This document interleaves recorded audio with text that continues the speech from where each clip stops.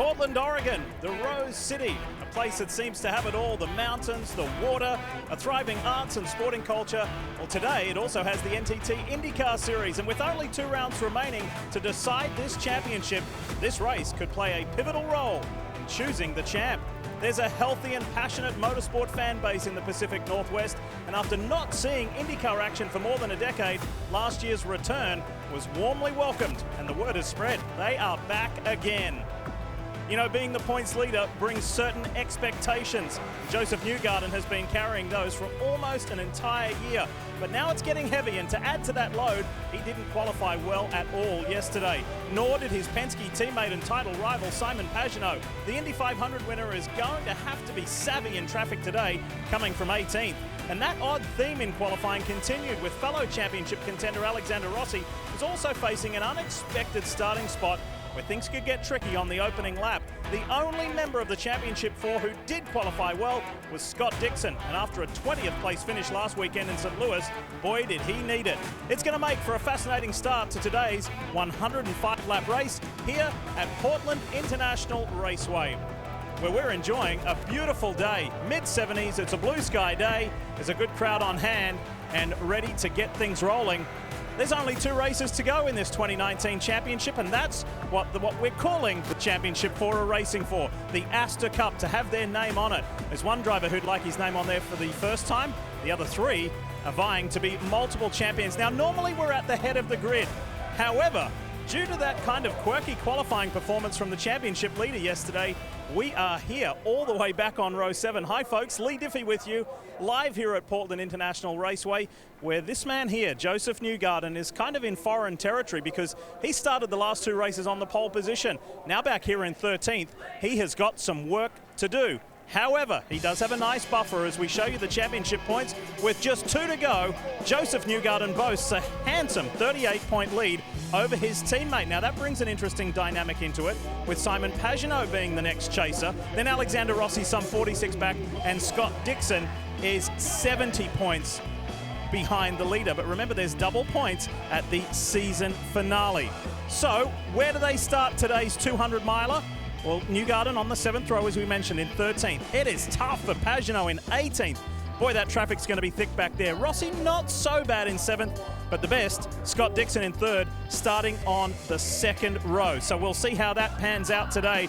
But all the talk is about the championship leader, and let's hear more from Joseph Newgarden. He's with Kevin Lee. Kev? Lee, as noted, Joseph is not starting where he'd like to start, a little bit beyond mid-pack. So how, if at all, does that change the game plan in regards to the championship today? Well, I think we have the same mindset. We're just going to run a race, you know, try and make the right decisions as every day. I mean, I think you got to kind of do your own thing as always and try and maximize whatever the day brings. It's a little bit tougher from where we're at. We'd prefer to be in the top 5, and so I think a little bit of a missed opportunity in qualifying, but we have a fast car. I've felt good about it all weekend. The Hitachi car's been good. Chevy's done a great job for us, so I think either way we end up shifting strategy-wise. I think it's going to be a bit of a reactionary day, but I think either way we go, I feel confident we can make it work. I know you probably won't tell me, but there are 2 distinct strategies available. Go fast, 3 stops, save, 2 stops. Do you know what your plan is at this point? I'm not sure we have a definite plan. I think it's definitely a reactionary day. You know, we got to see how this thing settles in, and then we're going to make some decisions. But you got to be flexible. You got to be prepared to do both, I think, is the key today. 2 to go in the championship. Joseph Newgarden has led almost all season, Lee. Yes, Kev, all but after 1 round. He's got really stiff competition to win this championship, including 5-time and reigning series champion Scott Dixon, who right here in Portland last year had one of the great escapes of his amazing career. IndyCar racing is back in the Pacific Northwest. Great start, Alexander Rossi. He's already up to 2nd. Here comes Hunter Ray in the yellow car. Will everybody get through is the question to be answered. What a jump by Power. Guys are bailing through the chicane. Where will they come out? Oh, no! Dixon. That's no good. Dixon's in the middle of that. Car upside down. Andretti, I think. Scott Dixon is in the middle. Dixon kept his car running. He's now got it reversed, trying to get it going. As the other car. Here he goes. Dixon's going. And what a lucky escape. Look at this. Dixon with minimal damage. That is a huge break for Scott Dixon. Boy, the damage control, the luck, an incredible storybook day for this man here, Scott Dixon. If he can nurse this result home, he'll head to California with a 29-point championship lead. There is Dixon, involved in the lap 1 crash and comes away with a top 5. Man, crazy, huge day for the team. You know, this feels like a win for us. That was a crazy and quirky day here last year, almost as quirky as these two. IndyCar's odd couple, Paul Tracy, Townsend Bell, two guys who know all about racing Portland International Raceway. Guys, we talk about the pressure to win a championship. But here at Portland International, there's a certain pressure, Townsend, just to get through the opening sequence of turns on the opening lap. Now, these Championship 4, none of them can afford to be in any trouble on that first lap. They can't at all, and for Newgarden and Pagenaud, though they're teammates, they start way deep in the field, which we've already talked about. Here at Portland, it's tough in turn 1, but here in the IndyCar Series, it's tough on lap 1. Let's not forget what happened a few weeks ago at Pocono. Huge accident right in the middle of that pack. It took out several drivers, Sato, Hunter Ray, Rossi, a championship contender. And so this track at Portland has a huge percentage chance. In fact, 8 out of the last 11 races, there's been a yellow in the first corner on the first lap. So those guys have to be super careful and get through there and then get to work to get to the front. We made the note earlier that Joseph Newgarden, Paul, has led every step of the way, all bar one round. That was after the Indianapolis 500.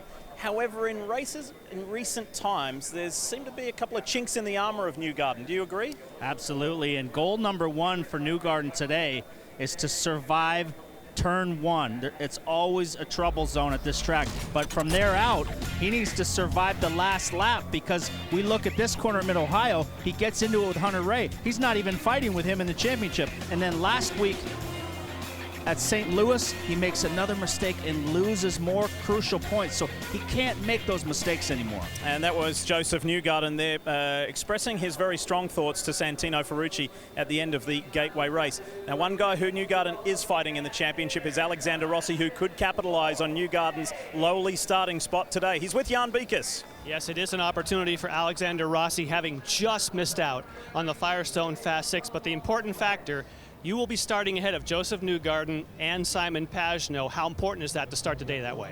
It's hugely important. Obviously, we were disappointed to miss the Fast 6 yesterday, but ultimately, I think the Napa Auto Parts Andretti Honda was a 4th place car roughly. So I don't think we gave away too much, but it's going to be a wild day. There's a lot of different proposed strategies out there. There's a lot of different guys. I mean, the field's pretty much split on the Firestone tire choice, so I don't think really anyone knows what's going to happen. I think it's the penultimate race of the year. A lot of guys are kind of throwing caution to the wind, and we all saw what happened last year. You know, I thought we were in an amazing position about 40 laps in, and it turned out to not be a good one. So IndyCar racing is what that creates, and I'm excited to see how it plays out today. All right, he'll be rolling off in 7th position, and as we've talked about, Lee, there's a window of opportunity here for Alexander Rossi to cash in. He's had some tough times in recent races. Today is the time to pounce. Hey, what were you doing when you were 19 years old? Well, Colton Herder is starting on the pole position at an IndyCar race for the 2nd time in his career. There he is. What an unbelievable start to his IndyCar career he's had. We'll talk more about the young Californian when we come back.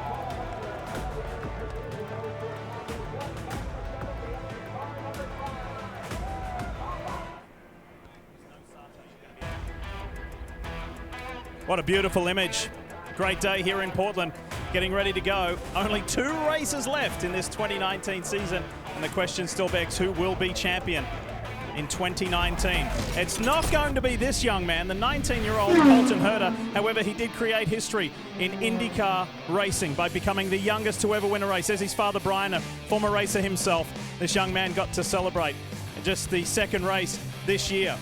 Incredible, incredible scenes at Circuit of the Americas, and pretty nice here too at Portland International Raceway. We've relocated a little further down the grid, at the head of the grid, with the Astor Cup, of course, which the 4 drivers are fighting for. 5 mathematically can still win this, by the way, including Will Power, but we're really focusing on that Championship 4. We've spoken about the nuances, guys, of this track, how tricky it is, how challenging it is. Why don't we show the folks at home Portland International Raceway and tell them where they need to focus? Well, Lee, we're not far from downtown Portland. It's a beautiful circuit here at PIR, but to do a fast lap here requires big commitment in terms of entry speed into many of these corners, including turn 1. But when you really go in hot, sometimes it doesn't work out the other side. This was Hinchcliffe in practice, absolutely bounding over those curbs. almost damaged the steering rack and potentially his hands. And Paul, it's not any easier on the backside of the track. No, long duration corners here, very hard on the Firestone tires. And the key to this lap is getting off 11 and 12 with good exit and good straightaway speed.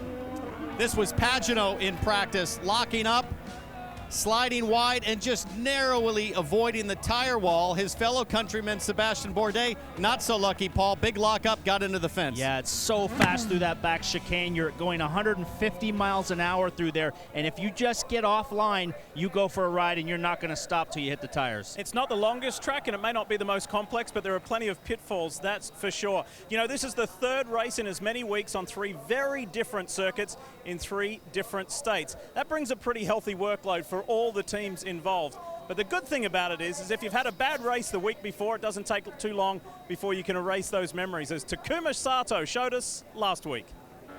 To the inside, huge crash, Hunter Sato, oh no, and Rossi is in it. Car upside down, Sato's car. Sato's out, great news. We all learn from that, and we move on. I'm really looking forward to this weekend.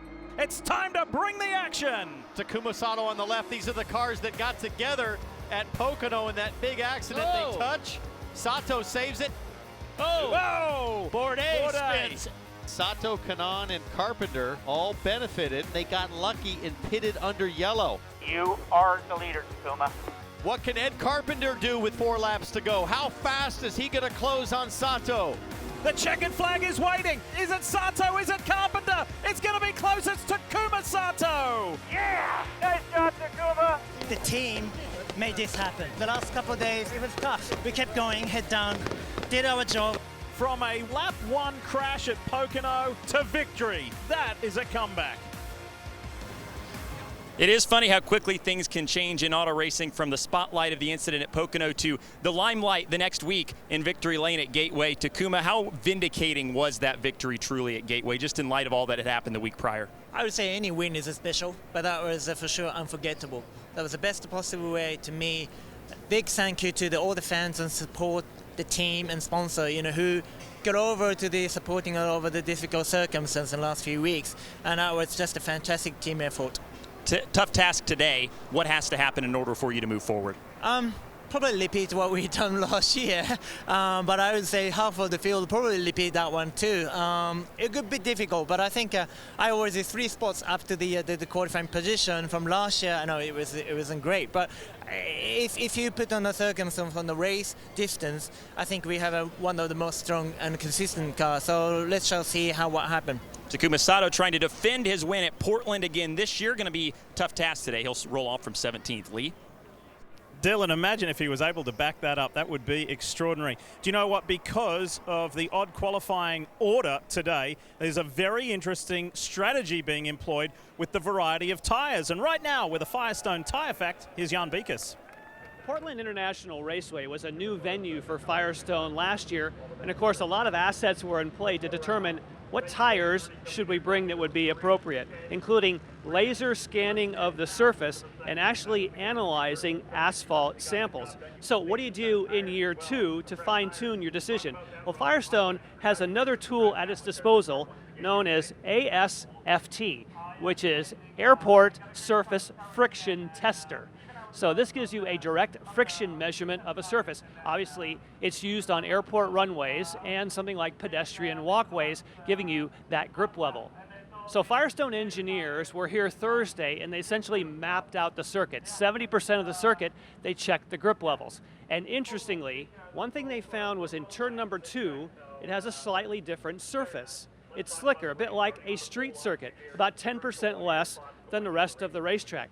But interestingly, now they have historical data saying that turn number 2 will start today slippery, but it gains grip as the rubber goes down. So at the end of the race, turn 2 may have as much or more grip than any other place on the racetrack. Fascinating facts there. Thanks, Jan. Firestone, the official tire of the NTT INDYCAR Series. Whatever you drive, drive a Firestone. When we come back, IndyCar boss Mark Miles joins us, and we're going to tell you what the 2020 season looked like. You don't want to miss that.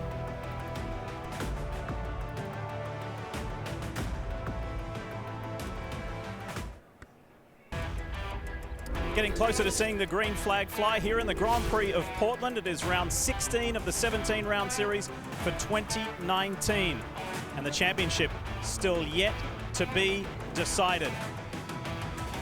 Welcome back to Portland International Raceway. Yes, 2019 is far from finished. However, it's normal in any sport. You always look forward to the next season, don't you? Well, we can here right now live on NBC tell you what the 2020 NTT INDYCAR season looks like. All right, take note. It kicks off at St. Petersburg, traditional starting spot for many years now. And then there's some familiarity, there's some date equity and circuit equity there for sure. Back to the Circuit of the Americas in Austin, Texas. That's going to be round 4. And then, of course, the month of May, so much going on. Detroit to follow that. Texas Motor Speedway. What's new on this second page? Look for it right towards the top there. Yes, a return to Richmond Raceway, adding to the oval complement on the championship. And there's a lot of familiarity there. And WeatherTech Raceway, Laguna Seca. Let's take you back a trip down memory lane. Richmond International some 10 years ago. Good crowd, under the lights, great racing, and it was a really successful evening for Chip Ganassi Racing. Scott Dixon got the victory, and the 5-time champion led a 1-2-3 for the team. He's speaking with Robin Miller. Robin? 5-time IndyCar champ Scott Dixon. We were talking off camera. What are your memories of Richmond? I remember it as a 2-groove, great oval. I'm looking forward to it. You know, actually we won there the last time, so that's hopefully we can go back and do a repeat there. But no, I think, you know, if we can get a 2-groove going back there, like the days of Sam Hornish running on the high line and crushing the field, you know, that's definitely what we'd want to do. So, you know, we have to work hard with Firestone. I think the Series 2 and create a package that's going to work well there. But I think that's definitely an option and something we can do. But the eye's on the prize right now, man. So we've got to bunker down and, you know, put our head down and try and have a smooth race here in Portland today. The other surprising thing about Richmond, we were in the heart of NASCAR country and we had nice crowds every year. They embraced IndyCar racing. Yeah, they do. You know, I think it's just these demographics, you know, much as the return back to Portland, you know, to see the lines out the gate today, you know, traffic was all the way out onto the freeway. So it's great to see. You know, we got to go back to these places that's received well, and looking forward to it, and hopefully we can put on a great show. Thanks, Scotty. Lee is with Mark Miles to talk about the schedule. Yeah, Robin, thanks so much. That was Reflections on Richmond. This is Portland, and Dixon has a good shot of winning today. CEO of Holman & Co., which is IndyCar's parent company, is Mr. Mark Miles. Hey, Mark, we just revealed the 2020 schedule. Congratulations. I know a lot of work goes into that.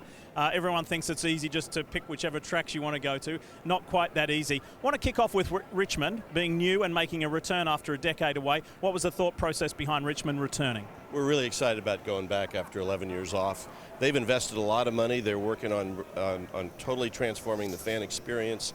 We think, you know, they were our first short track oval, and we think they're going to put on a great show for us and a great crowd in the mid-Atlantic section of the country, which is important for us to get back to.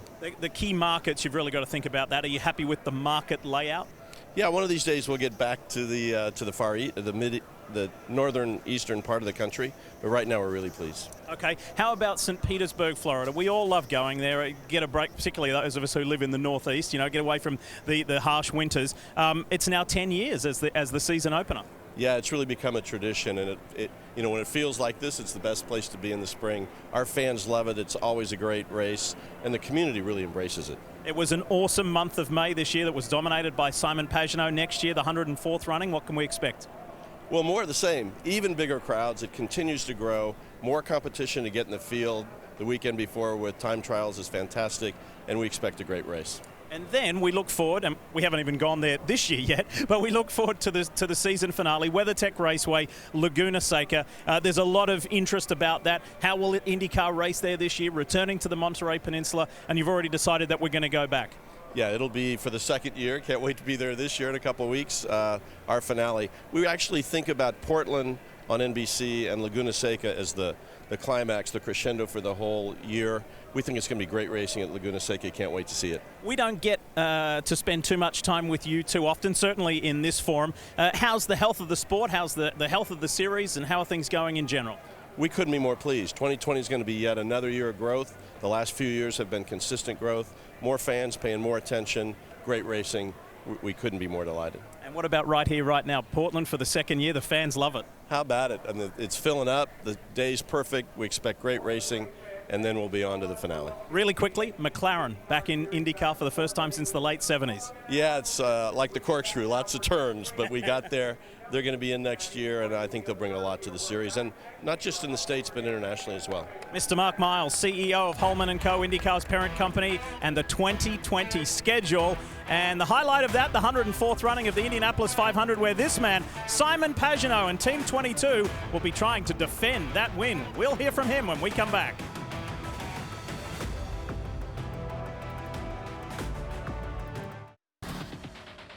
Full overtake the last 2 laps. Let's do it. Ryan can stay on the button almost always. Only when he's off throttle, coasting into a corner, will he come off it. Can Hunter Ray be close enough, PT, on that front straight, heading down to the festival curves on the final lap? Last lap, overtake all the way. Less than 2 miles. Has Hunter Ray got something here for Sato? He's not close enough. He's just a few more corners away from victory, which would be his first permanent road course victory. He's made up 19 positions from his start. He's an Indy 500 winner. He's now a Portland winner. Takuma Sato wins on IndyCar's return to the Northwest. Sato is the most recent race winner as well, as the drivers have now been instructed to gear up. Time to climb aboard their cars and get ready. There is Simon Pagenaud about to strap in to the 22 Team Penske Chevrolet. You know, the 35-year-old Frenchman has achieved so much in multiple disciplines within this sport, including winning the 2016 IndyCar Championship, but nothing like he has accomplished in season 2019. And Simon has remained respectful, humble, but most importantly, grateful. Racing started for me at a really, really young age. I was 3 when I really got interested in cars, and my dad loved cars and took me to Le Mans when I was 4 years old. And I remember that Jaguar goes by, and I still remember the sound. As a kid, you want to be part of those things, and the dream starts. Ladies and gentlemen, start your engine. This is the greatest spectacle in racing. Simon Pagenaud, the pole sitter, gets a terrific start. I've always felt like I was meant to go to race. I always felt like this was my life. But how do you explain that to your parents, to your friends who laugh at it at your face? And then there's obviously all the obstacle to get to the top. I remember coming to the US and renting my furniture in a very small apartment because my thought was, well, I'm going to be here for a year and might not stay because I might not make it. Simon Pagenaud started on the front row. He's given up a couple of spots. Turn 1 has been his Achilles heel here today. I believe I'm a championship driver. I've always had great consistency in my career. I know what I need from the race car. Technically, I'm very strong. So for me, it's very realistic to think I could win several championships, and that's really my goal. And this is it. Simon Pagenaud is the 2016 Verizon IndyCar Series champion. Well done, Simon Pagenaud. My whole career has been about this, about today, and getting to this level. It's hard work, man. It's hard work. I love this stuff. I really do. I've won it once. I know what it takes, and I'm going to do it again. Here comes the Frenchman. Pagenaud. On the outside, he got him. Unbelievable. This has been an incredible comeback from Simon Pagenaud. Nobody gets the headlines more than Simon Pagenaud today. This has been outstanding. Simon Pagenaud takes the lead of the Indy 500. Into the home stretch, Simon Pagenaud wins. He's made an Indy 500. But you got to find more within yourself, and that's when champions rise. Checkered flag out from pole position. Great job. To victory lane. Simon Pagenaud wins in Toronto. I dreamt about, being the best at what I do. And that's what I love. That's what I want to be. There's nothing to stop me now. It's easy to see that Pagenaud doesn't take his privileged position lightly. He's a fabulous driver. He's a terrific human being. Paul, question is, can he be a 2-time champion this year? Absolutely. There's nobody in the paddock that is more consistent than him, and that's a window into the passion that he has for the sport. But he doesn't let his emotions get the better of him on the racetrack, and some of these other drivers do, Townsend. Well, there was a moment of fragility there. I was on the other side of that lens interviewing Pagenaud when he got emotional, but he very quickly pulled himself back together, a lot like he did at Indy. And I think that emotional fragility was from the uncertainty regarding his career at the start of the season. He didn't know he had a job, right? He didn't know what the future looked like. He got to May. He crushed it in May, winning the Grand Prix and the Indy 500. This is all gravy now, and I think of the championship contenders, potentially he's mentally the strongest. It's a big day, though, for Simon Pagenaud. He's second in the championship, but he starts 18th. He's got to stay out of trouble on that opening lap. There's 105 laps to be raced. It's time to bring the action in Portland when we come back.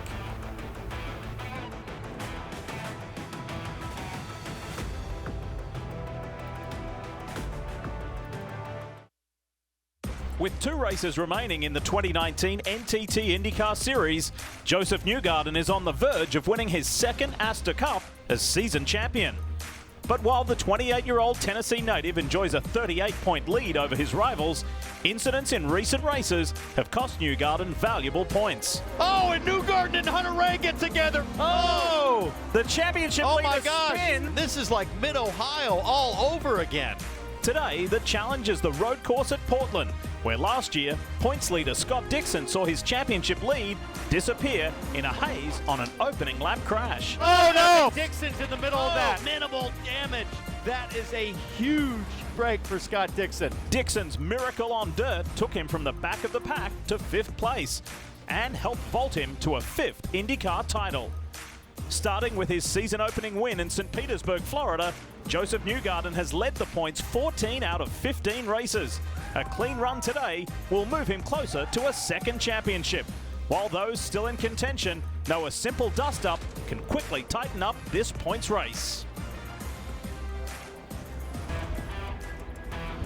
What a beautiful day in the Pacific Northwest to welcome IndyCar racing back to this part of the country as NBC welcomes you to race 16 of the 17-race 2019 season. This is the Grand Prix of Portland.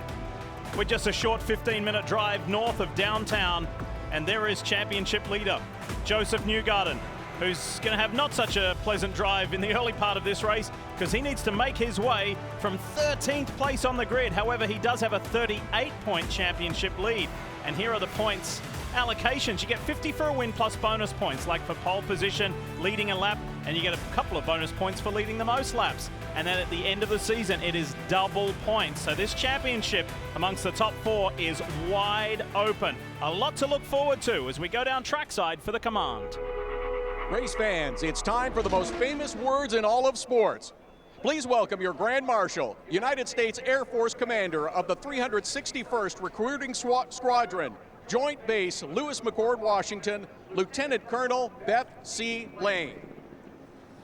Drivers, start your engines!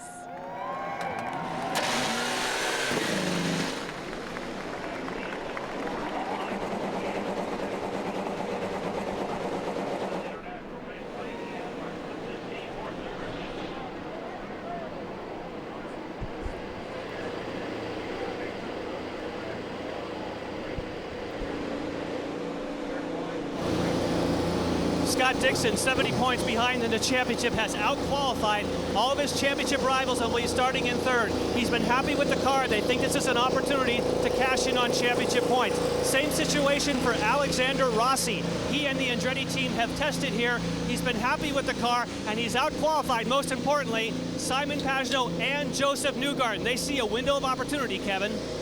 Well, look where the championship leader, the Tennessee and Joseph Newgarden, is beyond mid-pack. The biggest concern for him, not only track position, but he's in perilous trouble on lap number 1. And then starting right beside him, that's 21-year-old Santino Ferrucci from Connecticut. Remember, they tussled at the end of the race last week in St. Louis, but Ferrucci has impressed us all year long, Dylan. And Kevin, Joseph Newgarden's closest pursuer in the points championship is Simon Pagenaud, but it has been a tough weekend for them. They've been mid-pack all weekend long, and a qualifying lap of 18 is going to require them to be creative today. Simon feels okay with their race pace, but that can only make up for so much. So today are the days where your strategists earn the big bucks, and this group has one of the best in the business in Kyle Moyer. Robin? Kids, if you're looking for an underdog to cheer for today, look no further than second row. Starting fourth is Jack Harvey. It's only his 9th race of the year for Marshank Racing. They're running a partial schedule. They hope to be full-time next year, but this guy's made the most of a small opportunity this year. He finished 3rd in the Grand Prix at Indianapolis last May. He's been fast here all weekend. I asked him before the race, I said, Jack, I said, can you win this thing? And he said, I don't know if I can win it or not, but I really think I can finish in the top 3.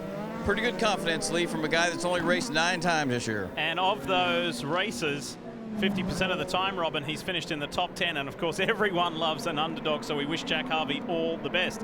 Now driving the Honda 2-seater today is open-wheel racer and current IMSA WeatherTech Sports Car Championship driver Catherine Legg. Catherine has 6-time Paralympian and Navy veteran Will Grew aboard. Hey Will, how's the ride? It's awesome. This is fantastic. You're in good hands with Catherine and you're at a great track, so we'll let you enjoy the rest of it as you lead the field to green. Going through that real hot spot, that is the Shelton chicane, turns 1, 2, and then entering into 3. It is always a hot spot here at Portland International Raceway. All right, time to walk you through the grid, and for the 2nd time in his young IndyCar career, the teenager Colton Herder starts from pole. 19 years old, are you kidding me? His 2nd pole position, he's already a race winner. The young American showing the field how it's done here in Portland, but there's a lot of heat, Paul, coming from row 2. Absolutely. You got Scott Dixon, Mr. 5-time champion. Jack Harvey looking for a good result this weekend. Looking back to row 3, rookie Rosenquist. He's shown flashes of speed this year. Former champion Ryan Hunter-Reay will start alongside outside row 3. Alexander Rossi, very aggressive passer. He will make moves at the beginning. And James Hinchcliffe from Canada. Looking inside row 5, another young American, Connor Daly, making a one-off appearance for the Schmidt-Peterson team this year. He's had a part-time season, but showed very well, and looking to hang on to his ride at Ed Carpenter Racing is Spencer Piggott. Zach Veach with a great effort so far this weekend. He's struggled most of the year, but he's put together a good car this weekend, and another series champion, Sebastian Vorde. Moving back to row 7, this is where it really gets interesting. You've got Newgarden and Ferrucci. Remember, these 2 drivers almost crashed on the last lap last weekend in St. Louis. Newgarden's the points leader. He needs to stay out of trouble in turn 1. 2 big names with 2 very famous fathers, Graham Rahal and Marco Andretti on row 8. That's the battle for pride, no doubt. Row 9, Takuma Sato just won last weekend. Went all the way to the back at St. Louis, figured out how to win from there, and then Simon Pagenaud, who's 2nd in the championship, also needs a very clean first lap. AJ Foyt's driver, Tony Kanaan, podium finish last week, and Max Chilton. And then back in row 11, Matthias Lace looking to make something happen for AJ Foyt, his team owner, alongside Charlie Kimball. And Ed Jones back in the Ed Carpenter Racing number 20 it's time to walk you through the onboards. As per usual, we have an 8-pack of onboard cameras for you to bring various points of view, like this one with thanks to Gallagher. As we say, welcome back to the series, Max Chilton, who has decided to focus solely on road and street course races. The British driver is back for the final 2. This is the One Cure onboard and the visor cam for Graham Rahal. Graham always gives us great shots from this. Likewise for Santino Ferrucci, with thanks to Clydell Manufacturing aboard the Dale Coyne Honda. Gainbridge supplies this shot aboard the Gainbridge Honda of Zach Veach. Can he have a good run today? How about the Lucas Oil onboard camera of James Hinchcliffe, who was a little frustrated with qualifying. Now Alexander Rossi and teammate Ryan Hunter-Reay give us their onboard views with thanks to Auto Nation.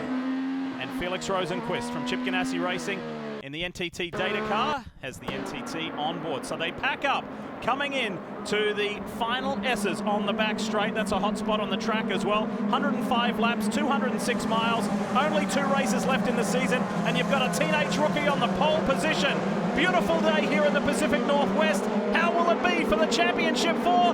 Let's go in Portland. Green. Colton Herder gets very defensive all the way up against the wall, but he got a good start. He should be at the apex first, but they're fanned out 5 wide. He goes in deep, really deep. Power. There's a concertina effect. There's 3 cars, 4 cars. Zach Veach is part of that. It looks like James Hinchcliffe.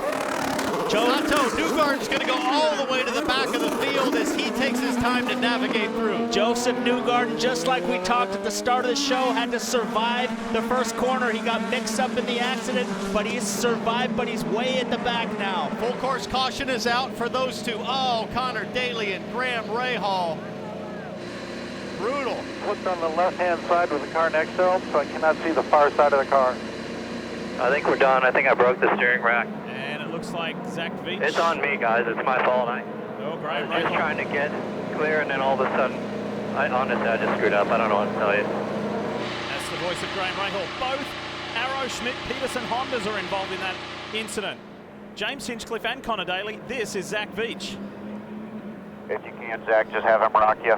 It was a really tight pack-up, guys, coming down to the start. Let's watch Newgarden here because he's got to navigate the craziness. It's all about the championship in this moment.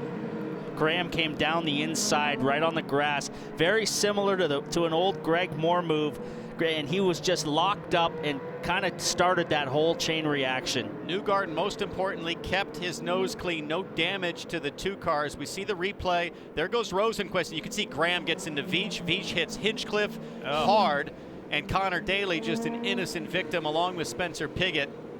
So listen, very much in the vein here. This is what it's going to look like for Rahal. Have a listen.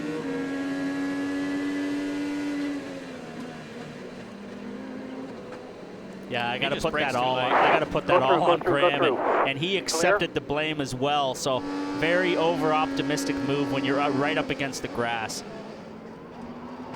Yeah, I mean, you were already 4 wide, so to try to send it on the brakes, it's a pretty low probability at that point. But just like Scott Dixon did last year en route to winning the championship, he escaped a Turn 1 debacle, and so too has championship leader Joseph Newgarden. That could play into the 2019 title picture. We'll see.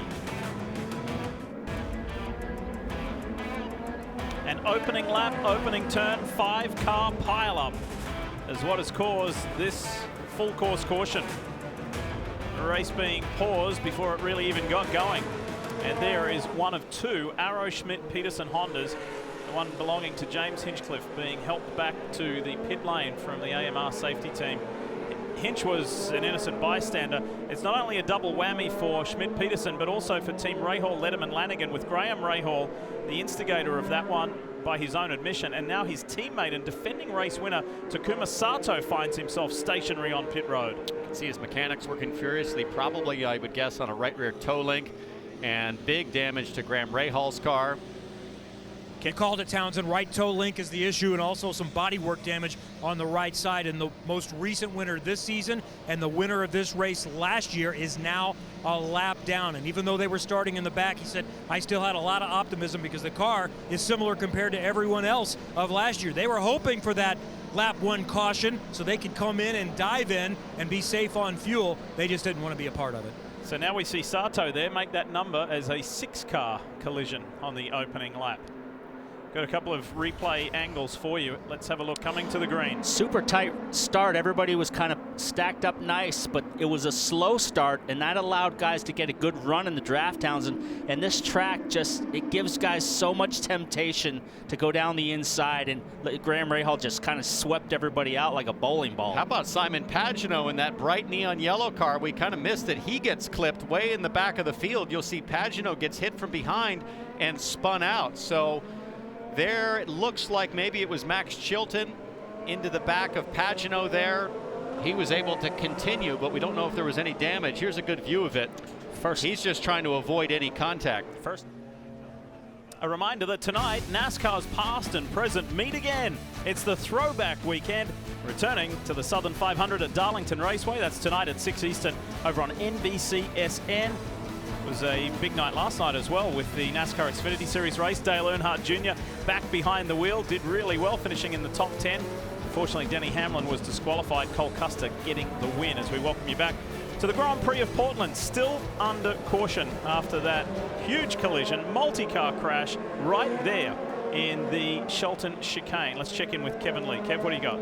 Well, unfortunately, for the second year in a row, James Hinchcliffe involved in a lap 1 incident down at the chicane. What happened? You're going to see a replay here, I think, in a second. Yeah, I mean, second year in a row and third race in a row, man. I mean, I think we should paint a target on our car because then maybe we won't get hit.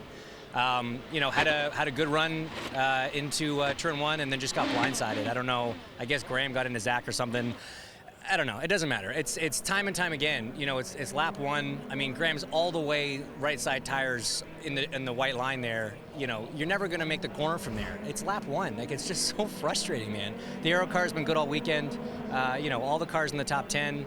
To have both the aero cars taken out in turn one from somebody just not using their head is just very frustrating. Sorry you're out. Robin? Zach Veach had a good car. Unfortunately, he didn't get to test it. What happened? Yeah, it's hard to say. I mean, the start was tough. I got hit from behind. I don't know if it was Graham or someone, but I mean, it felt like the thing was going to flip over from the front end because we just got hit with such a head of steam that we just had no way of stopping into that crowd. So, you know, I feel bad for everyone that we got to, but, you know, at that point, we're just a missile. But it's just a shame. The Gamebridge guys have done such a great job. Mark, my engineer, has done a great job as well. And now we're just waiting, hoping to get it fixed. I saw you had your steering wheel, so maybe there's a chance to get back in? I'm hoping. I know it's a flat tire for sure, maybe just a half shaft.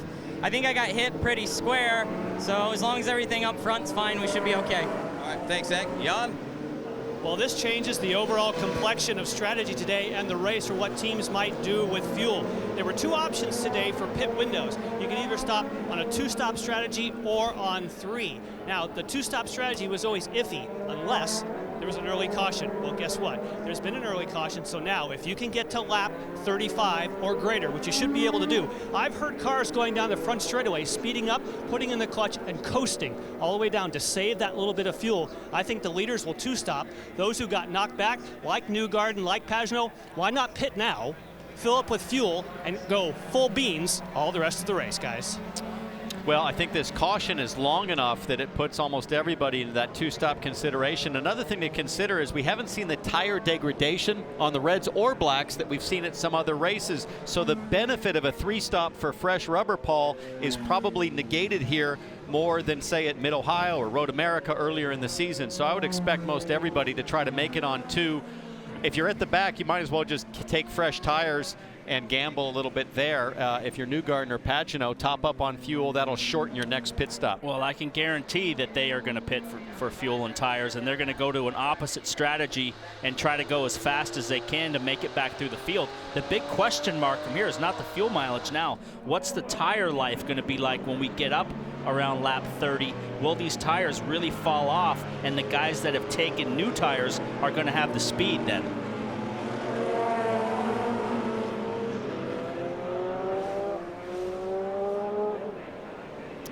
So, the last two cars on the lead lap are the first two cars in this championship. How do you like the look of that?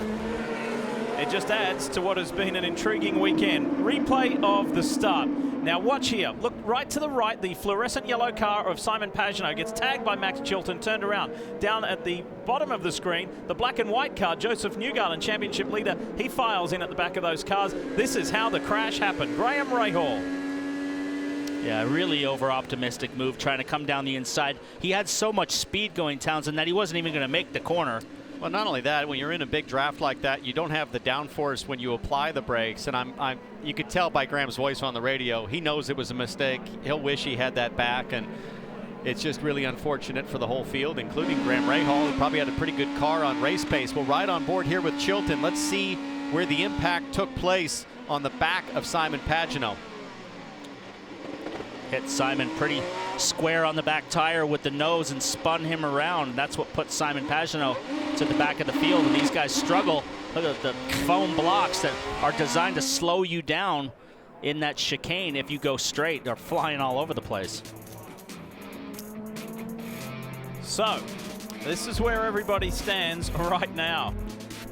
And Lee, for Alexander Rossi, it is a huge opportunity day for him. If the Pagenaud and Newgardens are at the back, every position Rossi can grab here in the top 5 really helps close the championship battle. Not really much Power can do to help him, because Power had a bad start to help his teammates. He dropped from 2nd to 4th, Kevin. All right, I would have agreed with your strategy as well for Pagenaud and Newgarden back near the back, but Tim Cindric has won a lot more races than I have, and he's told Joseph Newgarden, we're going to stay out. We're not going to come in and top off and take fresh tires because they want the track position. Because so many are going to come in here, they're going to move up and pick up some track position right off of this pit sequence here. Pagenaud needs to come in because there's a chance they might have a toe link issue as well. You saw that contact. They don't think they have any problem, but they want to make sure and go ahead and get fresh Firestones on and make it 2 stops from here the rest of the way. That's what just about everybody's talking about right now. I think if you're just outside the top 5, 6, 7, I think you come in and take the tires because everybody behind, just about everybody behind you is going to take that option. So I look for Rosenquist to maybe pop in here and everybody else to follow. And look, that strategy call from Team Penske's president, Tim Cindric, on more than one occasion this year. Joseph Newgarden and that number 2 team have just shocked the rest of the field. People saying, how did he get that win? And they were strategic calls. So yeah, it'd be a mistake to second guess Tim Cindric based on the record that he's had this year. And I think it's the right call, Paul, to take the track position. Newgarden runs 11th right now. So he's up several positions after the first lap drama. I wonder if they reordered the field as well. They did. So that's probably what happened. They looked at where Newgarden was prior to the accident and all the drivers that took the overshoot. So that's got Newgarden up to 11th. And if a few cars try to duck in here, I think he'll take the track position, do it on 2 stops. Because Newgarden and Pagenaud respectively were 17th and 18th. They've been shuffled up several positions over the last 2 laps with race control reorganizing and reframing the field. There not only is a championship battle going on overall, but a championship within a championship. That's the Rookie of the Year honors, and Santino Ferrucci leads the Rookie of the Year standings at the moment after consecutive 4th place finishes in the last 2 races, and he's been able to leapfrog his way over Felix Rosenquist. That was until now, points as they run now, with Rosenquist ahead of Santino Ferrucci by several positions. So this is going to be a really interesting fight all the way to the end of the race in 3 weeks' time at WeatherTech Raceway,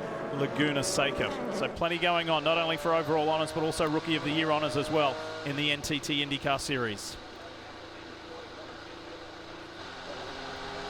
And you hear Ferrucci just coasting along. These guys will be ready. They're anxious to get going again. Already there have been 10 laps under caution. Now that yellow and blue car, the 27 Napa car, is Alexander Rossi. Ryan Hunter-Reay in that yellow DHL is his teammate. Hunter-Reay not really in championship contention. He can help Rossi on the restart, but the next car in front of Hunter-Reay is Team Penske's Will Power. He can hurt Rossi on the restart, so we'll have to watch for that as things get closer to green here. There are some takers for pit road. Looks like the first guy is Santino and his teammate Sebastian Vorde peel in. I like this strategy. Dale Coyne always willing to roll the dice, Kevin. So Simon Pagenaud had been talking about pitting the entire time, but they stayed out. Sebastian Vorde is one of those that comes in. Vorde was not inclined to do it on 2 stops. Now this is still technically going to be a 3-stopper. This may be going back and play in a race on pit road. Chilton laced and Vorde coming right out almost all together. Some lost positions there by the Coyne guys, so that'll be a little bit disappointing. Chilton got the jump on these guys. More work being done on Sato's car, some tape, some fix-up. Make sure everything's okay. He's 2 laps down, so why not check on it? By the way, in that sequence of replays, did you see what happened to Sato? I just picked it up on one of the last couple of replays. It was contact with Connor Daly's car. He kind of thought that he was clear, and the front left of Connor's car tagged Sato's car, so rather unfortunate. All right, let's hear very quickly from Graham Rahal. And he is out of his hauler and out of the race. So Graham, take us through what happened just down there in turn 1. Yeah, I just messed up, misjudged it bad, take it on the chin, and to be honest, I lost my depth there a little bit in the pack, but obviously, I misjudged it by not just a little, but by quite a lot. So I'm disappointed, obviously disappointed for myself, sorry for the guys that we've affected. I hurt Takuma, I know that as well. So yeah, I thought the pace was fine, all that, just I screwed up. I don't know what else I'm gonna say. I'm sorry for one care and everybody else. But yeah, disappointed. Thanks, Graham. Down into turn 1, restart. Colton Herder, Scott Dixon, Will Power on the inside of Jack Harvey, then Ryan Hunter-Reay, Alexander Rossi, Felix Rosenquist. Good restart, good clean restart. Will Power with a nice move to get the position on Harvey. He sits 3rd now. I'm watching Rossi trying to work the backside of his teammate Hunter-Reay. Up front, it's Herder leading Dixon through the S's. A nice clean restart by Colton Herder, the 19-year-old. He's being chased by a 5-time champion. A lot of pressure coming from behind. Look further back, the top two in the championship are together on track. That's Joseph Newgarden and Simon Pagenaud as we ride with Alexander Rossi. Ring 3, overtake active at the 12th timeline. That's Rob Edwards, his team manager, reminding Rossi that they can use push to pass for about an extra 50 horsepower on the front straightaway. It'll be active here as they come to the front straight and cross the line. We'll see if Rossi gets on the button. He's got to run on his teammate. It'll be when you want. We'll see if his teammate fights him hard, and Oh, he man. does. He runs him down to the Ryan, bottom. don't do that. Oh, man. Oh, contact with Jack Harvey. Big crash, turn one. Went in way too deep fighting his teammate. Rossi's got through clear. Rossi's through clear. I can't believe that Hunter Ray would defend that aggressively in turn one with his teammates' championship on the line. Full course caution is out, and terrible for Harvey, who applauds sarcastically Ryan Hunter Ray. Oh, no. No love for the teammate on that. He put the big squeeze job on Rossi all the way down the straight. Totally lost perspective of the brake zone and went sailing right into the side of Jack Harvey. What was that all about? Looking in the mirrors and not where you're going. The car's totally damaged too. Yeah. Suspension's broken. Game over. The car's really damaged, guys. Sorry, completely my fault. Sounds exactly like Graham Rahall's radio as Michael Andretti looks on, and he Ford can't just believe missed his what lap. he's seeing. Coming down to the end of the year, guys that are looking for results, making desperate moves, and look at this, he totally braked way too late and cleaned out, and there's Rossi coming around and gets through nice and clean. Three-time winner and team owner Michael Andretti shaking his head with this one. The teammates fighting over the same piece of real estate. Jack Harvey, the innocent bystander. This is what it looked like for Felix Rosenquist a little further back. Oh, Rosenquist must be thinking, wow, this is pretty dicey between teammates. He gets around, and you just have to feel for Jack Harvey, who got cleared out. Let's ride on board with Rossi. What did he see?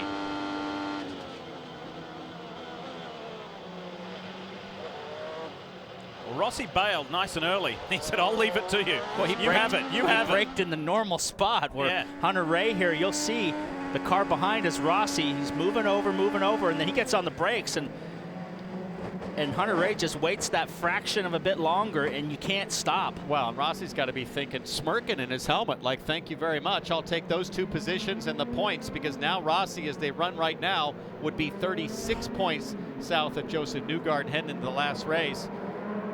Mike Shank, co-owner at Meyer Shank Racing, cannot believe it. His man, Jack Harvey, was looking good. Qualified fantastically well, second row, and could have easily been on the podium today. It's not to be for Harvey, and it's not to be for Ryan Hunter Ray. Okay, just stay in there. They're going to push you back so you get out of the way here. Be interesting to see if they try and repair that car, push it behind the wall, get it away from the pit lane. A lot of damage to that car, so he might be done for the day. If you're new to IndyCar viewing, it's not normally like this. The attrition rate is pretty crazy, Jan Beekes. Yes, and they made arrangements, did the DHL team, to have Ryan Hunter Ray stop at that gap so you could pull it back behind the wall. Once you're behind the wall, you can use as many mechanics as you would like to try and effect repairs. Obviously, when you're on pit lane, there's a limited number of mechanics that can attend to it, so they'll drag him back either out of the way here or to his actual team transporter to try to get him back in the race. Back at Portland just in time to see the green flag fly. Colton Herder takes that inside defensive line. Five-time champion Scott Dixon putting the pressure on. Power is there. The blue and yellow car of Alexander Rossi and the bright blue car of Felix Rosenquist. Watch this. Dixon's got to run. He might look up the inside on Herder. That's a hard pass through there. Now it becomes single file through here. The track's very narrow, very fast through there. A little bit optimistic. but he's lost a little bit of ground to Colton now. Colton's got some breathing room, and Rossi is looking on the back of Power. Dixon knows that he needs a win to really give himself a shot at this 6th championship, and Colton Herder has been so fast on used tires. I think Dixon feels like if Herder gets away, he might just be gone. Already about a second advantage Colton Herder has on this first lap. Tony Kanaan, Will Power pops out, takes a look at Dixon, but Tony Kanaan is way up the pack here. And so too is Simon Pagenaud. Look at that fluorescent yellow car from Team Penske, the Menards machine. That is quite the comeback from Simon Pagenaud. Will Power looking in the draft. Not quite close enough to pop out and have a look. Sebastian Vorde looking at Simon Pagenaud. Oh boy. Sato on the inside there as well. Anytime I see that blue and white car, Sato making a dramatic move, I sit up in my chair because he's Mr. Excitement. Certainly this season, Herder continues to lead comfortably. Further back, I mean, Tony Kanaan in that red, white, and blue car, and then there's a dark, solid blue car of Charlie Kimball. He's moved up the most spots since the start, 14 positions after all the carnage. There's the championship leader, Joseph Newgarden. Newgarden runs inside the top 10 now in 9th. Newgarden's got to be very careful now in this situation. The guy in front of him has nothing to lose by giving up a position. Here's the thing though, Paul, with all of the crashing on the first 2 yellows and all of the cars eliminated, it really limits the downside risk for Newgarden in a worst case scenario. Yeah. There's just not many cars left in the race. I mean, there's what, 15, 16 cars running still.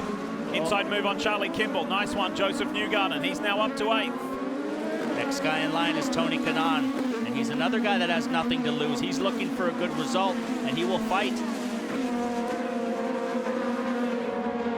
So after starting the race with a 38-point championship advantage, and all of that craziness that has transpired, Newgarden is back to having a 38-point advantage as they run right now. But this has been quite the start from Tony Kanaan. Fresh from a podium, Kimball's off track. Big dust cloud for those drivers behind. Charlie's okay, but loses several positions. That leads on to the long back straightaway as Spencer Pigot makes a move on Sebastian Vorde. Spencer Pigot in that black number 21 car, and Paul, he's driving for his future, looking for an opportunity to re-sign with Ed Carpenter Racing and continue what they started a couple years ago. Map 5, target fuel 120 target. Joseph Newgarden slides by Tony Kanaan. Tony Kanaan's in the twilight of his career. He's 44 years old, finished on the podium last week. He's just looking to have a good day for AJ Foyt and bring home a good result. By the way, on the graphic ladder, on the name ladder there on the left-hand side of the screen, when you see a little blue box come up, that means they're on the push to pass. And each driver gets 200 seconds of push to pass, and you can have it applied in up to 20-second bursts, giving an additional 50-odd horsepower, which helps execute those passes. Here is Colton Herder leading the 5-time champ Scott Dixon. Done really well to control the race at the front, but how will he handle pressure from Dixon? And as soon as you mentioned push to pass, Lee, I looked over to see how much Herder's used. The answer, none. Herder is the only driver who has not touched the button. At 19 years old, Paul, that shows tremendous discipline and maturity to not hit what delivers a big horsepower boost and force Dixon to try to use it. So Colton absolutely in command of the lead right now. Dixon is a master of tire management. Colton is new, he's a rookie. He's gonna sit on him and shadow box him, make him use his tires. And when you talk about Scott Dixon being tire management and having the kind of background that he has, he said this will be a challenging race because the way that these red sidewall Firestones work, the softer of the two, he says they're not necessarily consistent. They kind of come and go. In other words, he says it really takes some experience to know you think the tires are starting to go off. We look at Alexander Rossi, of course, he's not on those tires. He is on the primary tires that should last longer and not have quite as much grip. They tend to be a little more consistent. We still have a lot of action with the comers and the goers on different tires today, guys. And Mike Shank, of course, the car owner for Jack Harvey, the 60 car involved in that incident with Ryan Hunter-Reay. A sad ending, really, to what was shaping up to be a great weekend for you guys. Can you find the words to explain this disappointment? I don't think anyone could. What I have to say first and foremost is thank you to AutoNation and SiriusXM for the ability to be here. We're working on some good things with them next year, but Jack just did a hell of a job this weekend and didn't deserve to go out as a consequence of two teammates fighting each other. Ryan Hunter's driven for me a couple times over the years at Rolex 24. I'm positive he didn't do it on purpose, but man, it really ruined what was potentially one of our best days of the year. Yeah, for sure. It really was shaping up to be a nice day for these guys, and unfortunately ends far too soon. The work continues at the Andretti Autosport camp on the DHL Honda of Ryan Hunter-Reay. Back at the front, the teenager and the master. Colton Herder in his first season in IndyCar racing, the second-generation driver. His dad is on pit lane calling the shots for Marco Andretti. Meanwhile, keeping an eye on him, Dixon just fades to the inside just to try and break Herder's concentration. Speaking of Marco Andretti, he's having a really productive run in 6th place. Good day for Marco. The Andretti team has had strong cars from a setup standpoint. 2 of the 4 cars already out with Hunter-Reay and with Zach Veach. There we get to see the 98 of Marco Andretti. And this could potentially be the best day of the season for Marco if he can continue to work his way to the front. And Marco Andretti is teammates with Alexander Rossi. It will be his sole focus right now to get a good result, but also keep Newgarden behind him to help his teammate. So I'm going to be looking here for the pace of the top 3 cars on the Reds. Jan Bikas already talked about it. This is another road course this year where the drivers and the team say, oh yeah, we think the Reds will hang in there, but they've been wrong before. Scott Dixon had issues at Detroit and at Mid-Ohio making the red tires last. Rossi's on the blacks, and usually you just have to stay patient if you're Rossi to see if the Reds start to lose performance. Watching the lap times now, Colton Herder at a 59.9, Rossi at a 59.8. So things are kind of steady, but we'll just have to monitor lap times to see if the performance falls off. IndyCar Racing has 2 compounds of tyre, the harder and softer. The black wall Firestones are the harder compound, the red wall Firestones are the softer, and you must run each compound at least once in an IndyCar Series race to be in line with the competitive rules. I like what I see from Rossi on the blacks. He's able to sit right there, which tells me that Colton is kind of holding up this train. Colton's not able to pull away. He's had tremendous speed all weekend. He's been at the top of the leaderboard in terms of pace all weekend long, but right now he can't get away from these guys. 77 laps still to race here in the Grand Prix of Portland, live on NBC. Welcome back, Lee Diffie, Townsend Bell, Paul Tracy. Calling the action here in the Pacific Northwest, where a 19-year-old teenager by the name of Colton Herder has led every single lap. He's the youngest ever to win an IndyCar race. He achieved that earlier this year in Austin, Texas at Circuit of the Americas, and he's holding a 5-time and reigning series champion at Bay very effectively. Now, while we're in the break, check this out, and it involved championship leader Joseph Newgarden. He dives to the inside of Marco Andretti. Yeah, Marco was helping his teammate. He drove him in there really deep, turned in, squeezed him right here, but gave just enough room for them to go side by side, and Marco had the position, but that set up the next lap where Newgarden got a bad exit off of the last corner, and he got passed by Pickett right here. So Pickett gets a run and pops inside Newgarden. And that was pretty aggressive from Marco.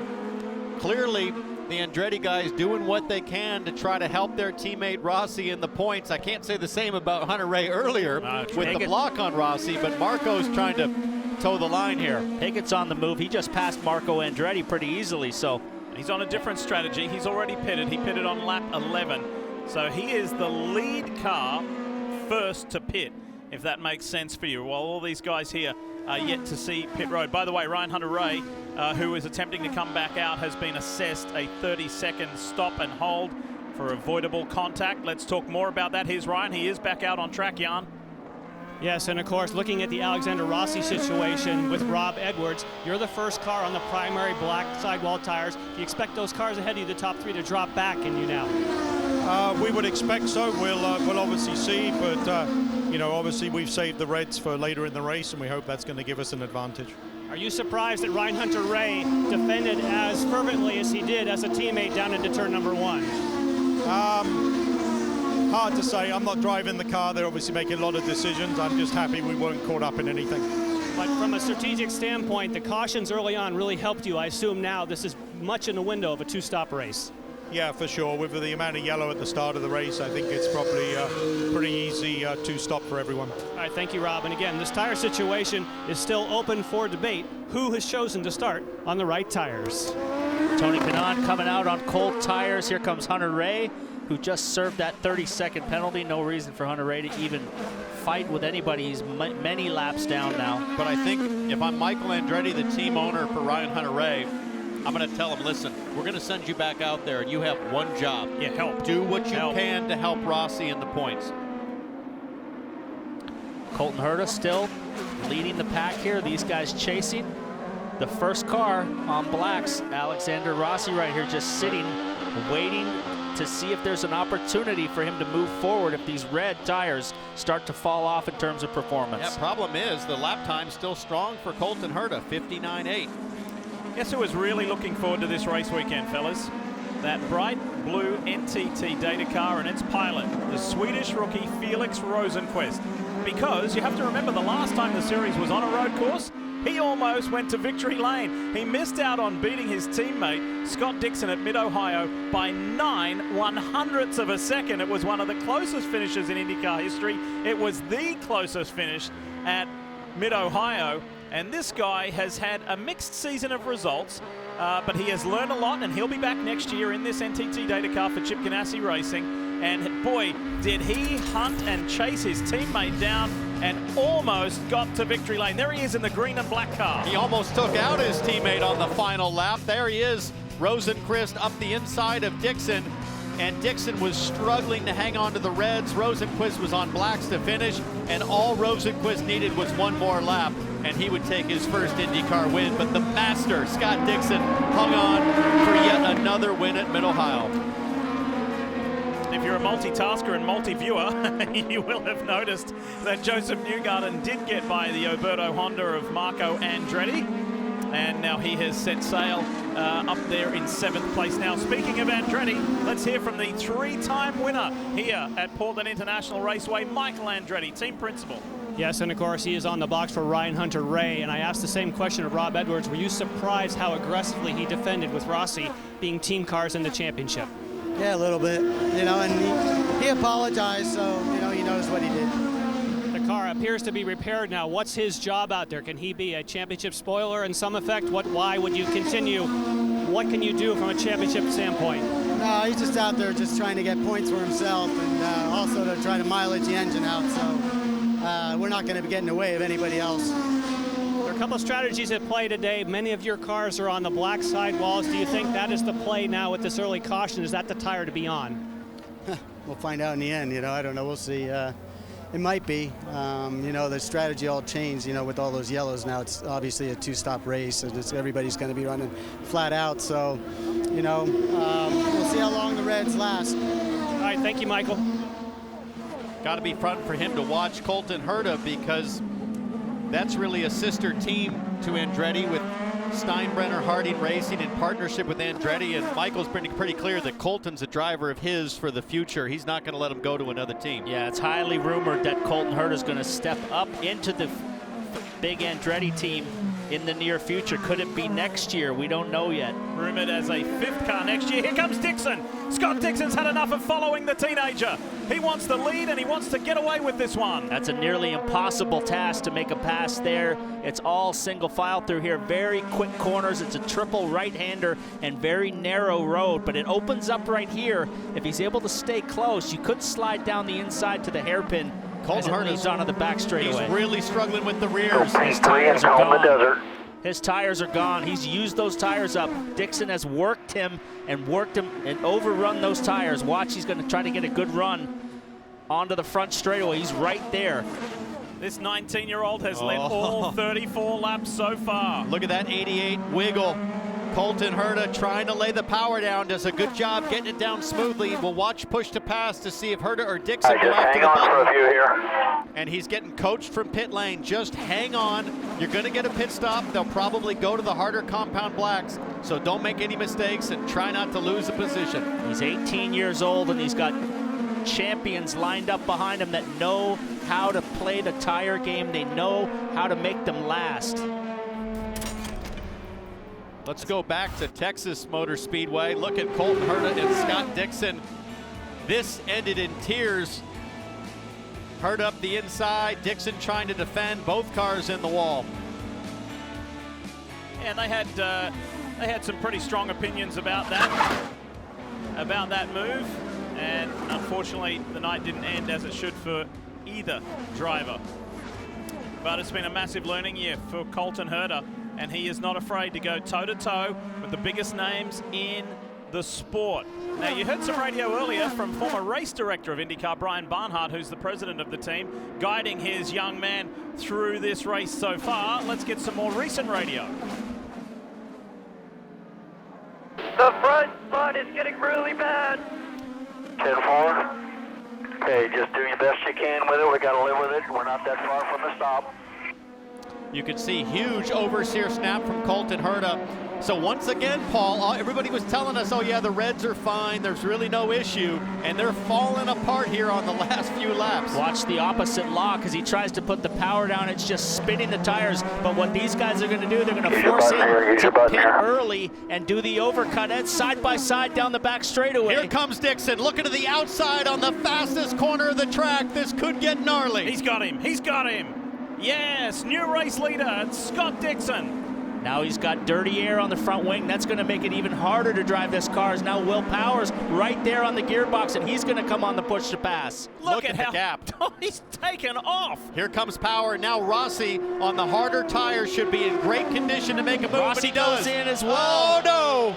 Those are teammate cars, and he leaves them no room, and they make contact. He's off, and he stays on track. Here comes Rosenquist now. He wants to party.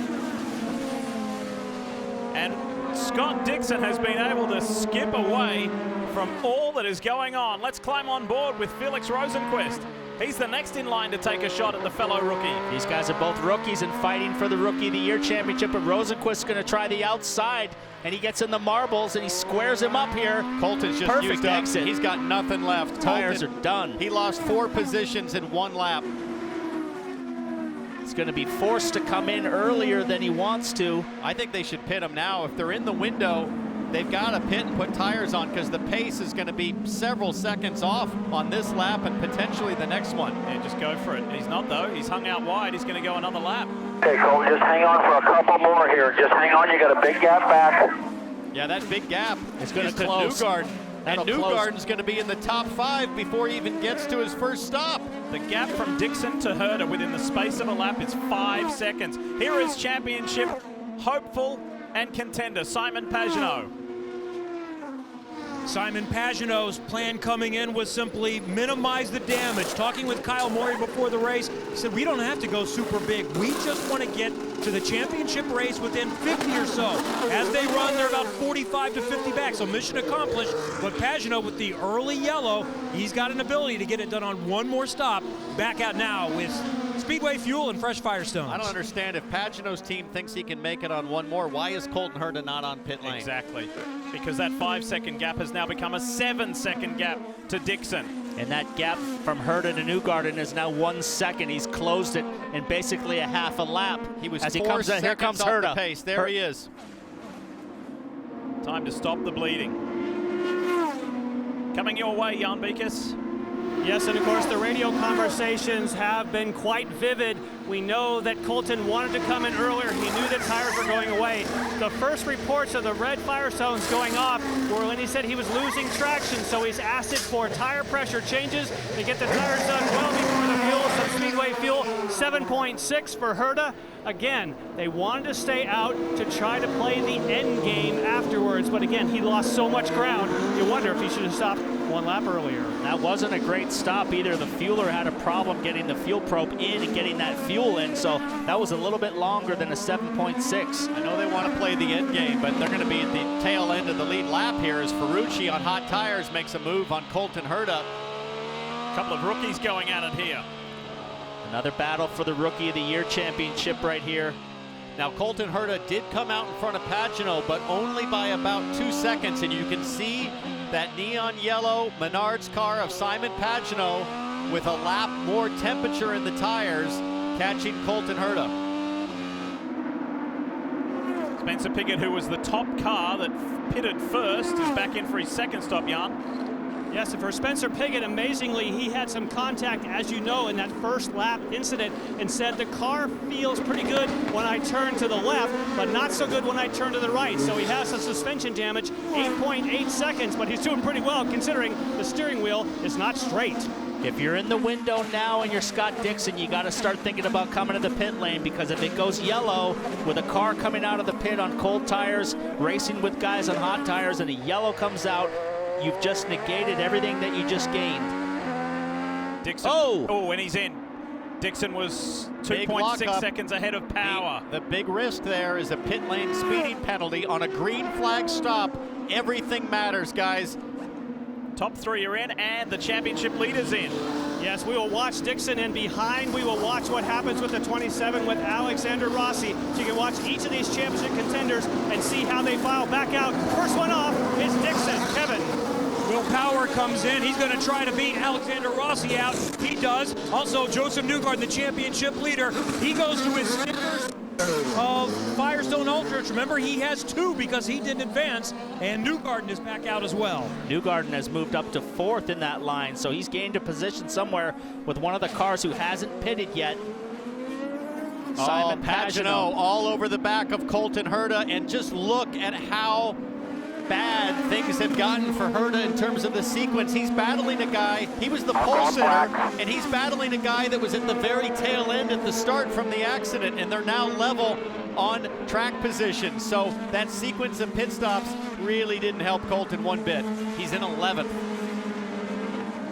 Rosenquist is in. Really promising start to the race for the Swede.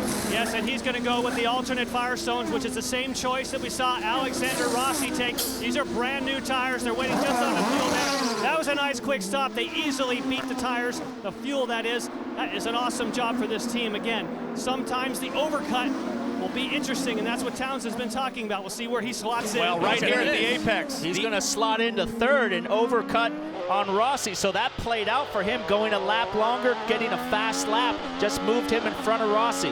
When you do the overcut here at Portland, the goal is just get to the apex of turn 1 so you can block the car on track, which is in this case Rossi. He's on hot tires, but on an 82-degree day, Rosenquist is going to get tire temperature by this point and should be good to get a clean exit on the back straightaway. We'll watch for Rossi on the push-to-pass button.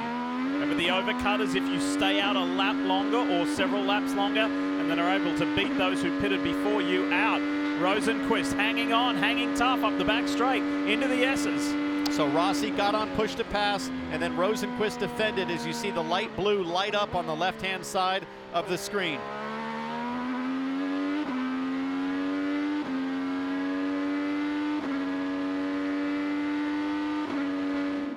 Scott Dixon, he runs second on the road, but really is the effective leader. Sebastian Vorde is on a different pit sequence. There's Sebas, the 2-time winner here at Portland International. Grand Prix of Portland continues. And we want to remind you that on Thursday, the 100th season of the NFL kicks off on NBC with the league's most storied rivalry, Packers-Bears at 7:30 Eastern. Then next Sunday, the defending Super Bowl champion Patriots host the Steelers on the premiere of Sunday Night Football, only right here on NBC. As we welcome you back, race leader Scott Dixon in control. Never been on the podium, incidentally, here at Portland International Raceway. Today would be the most appropriate time as he comes up on the man who won this race a year ago. That's Takuma Sato. Dixon boasts a 3.3 second lead. he is one of the 4 championship contenders. And now while Joseph Newgarden, if you look down to the bottom left of your screen, while Newgarden's lead, the points as they run right now, has grown, look how tight it is, fellas. Rossi 44 back, Pagenaud 46 back, Dixon 49 back. The championship finale in a few weeks' time at WeatherTech Raceway Laguna Seca is going to be phenomenal. Rosenquist takes a look at Will Power. Will Power defended nicely, but right now Dixon's got Sato in front of him, who's a lap down. It would be interesting to see if Sato lets him go or continues to fight. Sato last pitted on lap 13 at the tail end of that caution to top up, so he was trying to unlap himself because he was 2 laps down, so he got a lap back. That's why he's hanging in there, hoping maybe for a yellow. There goes Dixon. Power, Rosenquist, and Rossi. But the way Scott Dixon hounded Colton Herder right before the pit stop sequence suggests that Dixon is just in top form with the setup of his car today, because the tires fell apart for Colton, and Dixon absolutely left the field as soon as he got clean air. Yeah, he absolutely played Colton Herder perfect. He pushed him hard, pushed him to the limit, and Colton just couldn't keep the tires under it. And these top 4 championship contenders just worked him over. It makes you wonder what could have been if it weren't for an errant piece of debris that punctured Scott Dixon's radiator a week ago at the 1 1/4 mile oval in St. Louis. Worldwide Technology Raceway at Gateway took him out of the race. He finished in 20th position after a streak of 4 races where Dixon finished either first or second. He was mounting a really serious championship charge. Well, despite finishing 20th, he's leading this race and now still very much in contention to become a 6-time IndyCar Series champion. So Dixon, Power, Rosenquist, the top 3. Then this man here, Alexander Rossi. Points leader Newgarden, Herder 6th, Andretti 7th, Pagenaud in 8th. Spencer Pigot is up to 9th, and then there is this man here, Tony Kanaan, today in his 316th consecutive start. Robin Miller. Well, there's been a lot of speculation, Lee, what's going to happen to Tony, what's going to happen to AJ Foyt, their sponsor, ABC Supply. I talked to AJ this morning, did a little story with him. He's still feeling the effects of some back pain. ABC is not going to be their title sponsor anymore, but guess what? They're going to be around for the Indy 500 next year to be with AJ, the first 4-time winner. And he had a 15-year sponsorship run with ABC, which is pretty good. He says he's going to keep 2 cars. He's going to keep his team in Indy, he's keep his team in Houston. So for all the AJ Foyt fans, we want to say hi to him. I know he's watching the race. I said, did you ever think about quitting because it's been such a tough couple years? He said, hell no, what else would I do with my life? I've been doing this my whole life. I'm 84 years old. I still like it. So it's good news. Anthony Joseph Foyt's still around. And Brian Barnhart is on the radio, makes the calls for Colton Herder. I know it was a hard call. Colton was losing the tires, but you had to have him stay out on the course. Why? Well, a couple of lockups early in the deal damaged the right front of the thing, and we were trying to get him to run longer so we can do it on the 2-stop strategy, but give him enough fuel that he's not out there trying to save fuel, trying to give him enough that he can run hard, not out there being in saving mode. And then the right front just went away because of the lockups we had early. Do you have enough pace now to close the gap, or do you need a caution? Well, unfortunately, it still is a lap or 2 sooner than we wanted to, so he's still got to hit a pretty good number here on fuel, so it's going to be tight. Got a good car, got some clean track to run in right now, and we're inching forward. Just hope we can get there. Thank you, Brian. Thanks. It's Colton Herder, who currently runs in 6th place, some 14 seconds behind race leader Scott Dixon. He led the first 36 laps of the race. Unfortunately, the task to get on the podium has become increasingly more difficult. There's the race leader in the PNC Bank Honda, Scott Dixon. Can you imagine if he pulls this off this year and wins a 6th championship? Robin Miller was just talking about AJ Foyt. AJ Foyt has 7 championships. The next closest in the history of the sport of IndyCar racing is the guy you're looking at right there. Just when things were looking perfect for Scott Dixon and his quest for a 6th title, something has happened to the PNC Bank Honda. It just seemed like the car cut out and Dixon cruised to pit lane, Jan, and needed assistance getting back to the pit box. Yes, he did. They had to push him to the pit box. The report was it just stopped running. It died there. In the process of replacing the battery right now to see if that might be the cause. Of course, they have to take off the left side pod to get to that. They obviously have the car also plugged into their data source. They were not privy to the fact of what had gone wrong, but now that they've plugged in, they should be able to crunch this data. Again, so far, it has been the battery. If they put this back together, we'll see if that was the culprit. But unbelievable circumstance for a guy who the day was going exactly how he needed it to in the championship. Guys, if the battery went dead, all the electronics would shut off, your dashboard would go dead, you wouldn't be able to shift gears. And we watched Dixon come through the chicane here, and listen.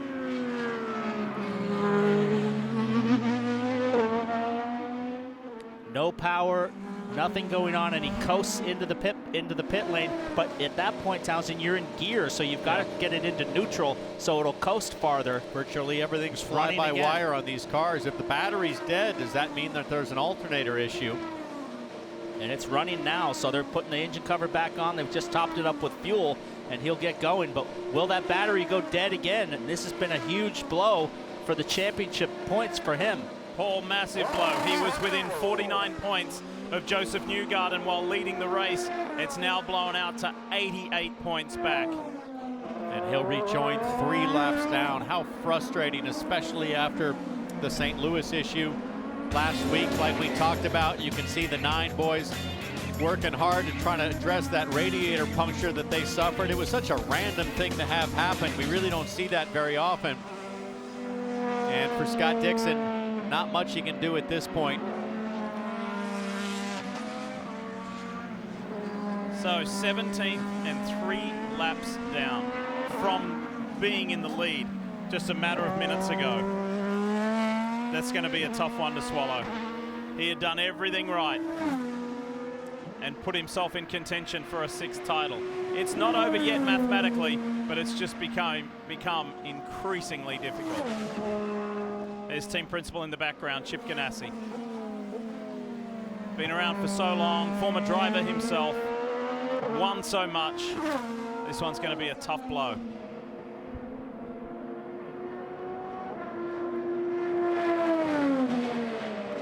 So that means Will Power inherits the lead of the race over Dixon's teammate Felix Rosenquist. There's only half a second between those two for first and second, and championship hopeful Alexander Rossi sits in a fine 3rd place. And believe it or not, after the opening lap melee, Joseph Newgarden runs 4th. Unbelievable. And he's done it by just staying out of trouble, super cautious on the start to avoid any contact. He's given up positions where he's been challenged in turn 1 like Marco Andretti to avoid contact. And Paul, that's all Joseph Newgarden needs to do.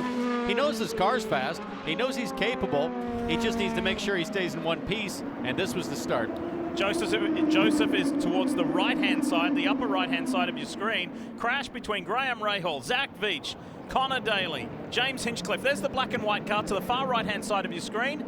And he's just skipping through that temporary chicane. Stayed out of trouble, very much in the vein that Scott Dixon did last year. And here he is, running in 4th. He's some 7 seconds behind the race lead, but that doesn't matter. He's doing everything he needs to carry the championship lead into the season finale at WeatherTech Raceway, Laguna Seca. But let's go back to the Ganassi story, the Dixon story, and let's head there now. Yes, and not something you see every day as a battery go down. Any indicator or why that could happen, Mike? None. It just failed. Simple as that. Is that a case where, what is the duty cycle of those? Is that something you replace every race, or is it something that lasts a season? What? It's all for us. It's all low mileage stuff at this point, trying to get to a championship.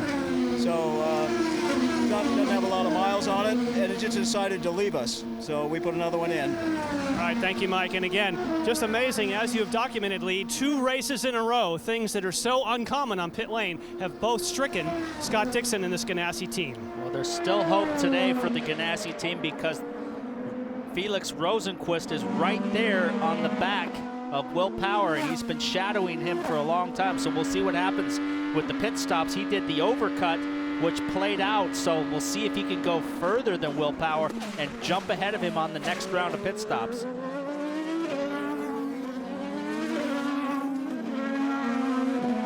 Rosenquist should be able to. He pitted 2 laps later than Power. So Rosenquist should be able to exercise that overcut quite well. The only risk is if you stay out, Paul, you run the risk of running in the danger zone and a yellow coming out. But that's only for that 1 or 2 lap period, but we've seen it bite people in the past. So the championship leader in a much better situation and one less contender with Scott Dixon's problems today. Let's listen to some radio communication between Tim Cindric on the stand and Joseph Newgarden running in 4th. You guys will probably come back to you when they hit traffic, so take care of the tires. So we can do a fuel 90 if you feel like you can close the gap without hurting the tires. It's kind of up to you. It helps you in the next stint, obviously, but it's up to you. Now, one might think that they're content just to run where they are right now and finish in 4th, 1 spot behind Alexander Rossi. But Tim Cindric told me before the race, no, you've got to do your race.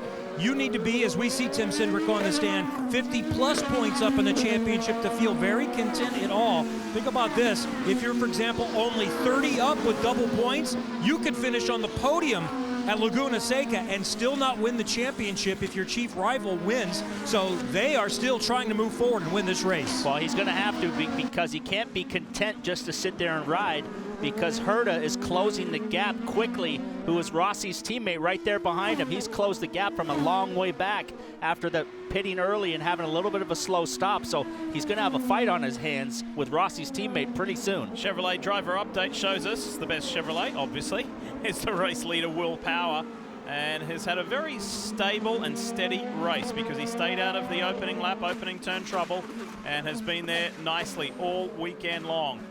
So lead Chevrolet, Chevy is 1st and 4th, and then Pagenaud, Piggott, and Kimball in 7th, 8th, and 9th within the top 10.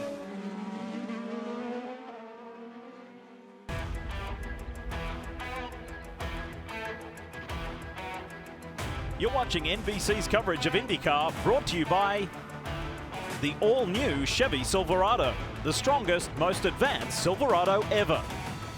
And by NTT, official sponsor and technology partner of the NTT INDYCAR Series. Some historic pictures of the then town of Vanport back in wartime there, and housed a lot of the workers for some big shipbuilding efforts. And unfortunately, the town was lost in 1948 due to flood.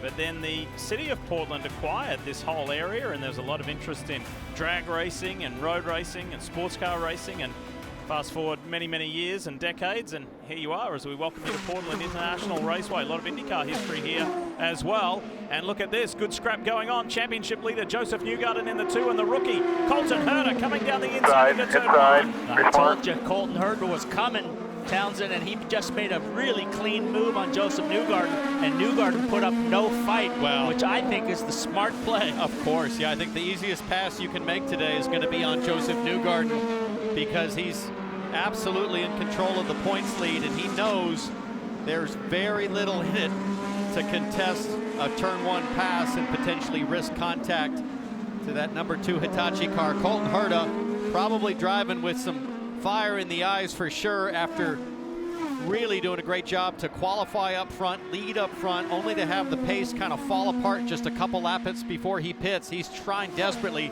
to get himself back in the hunt for his 2nd career win.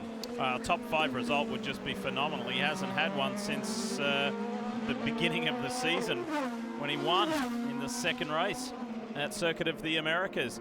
I want to show you what the day has been like for the championship contenders. If you're just joining us, especially, big lap 1, turn 1 crash, and Joseph Newgarden was center of the track and managed to avoid contact with any car. There he is, bottom right of your screen, the black and white car getting through this temporary chicane. There he is, just gingerly working his way through. That was fortunate. Then a collision between Ryan Hunter-Reay and Jack Harvey right in front of title contender Alexander Rossi. A stroke of luck there for the Andretti Autosport driver.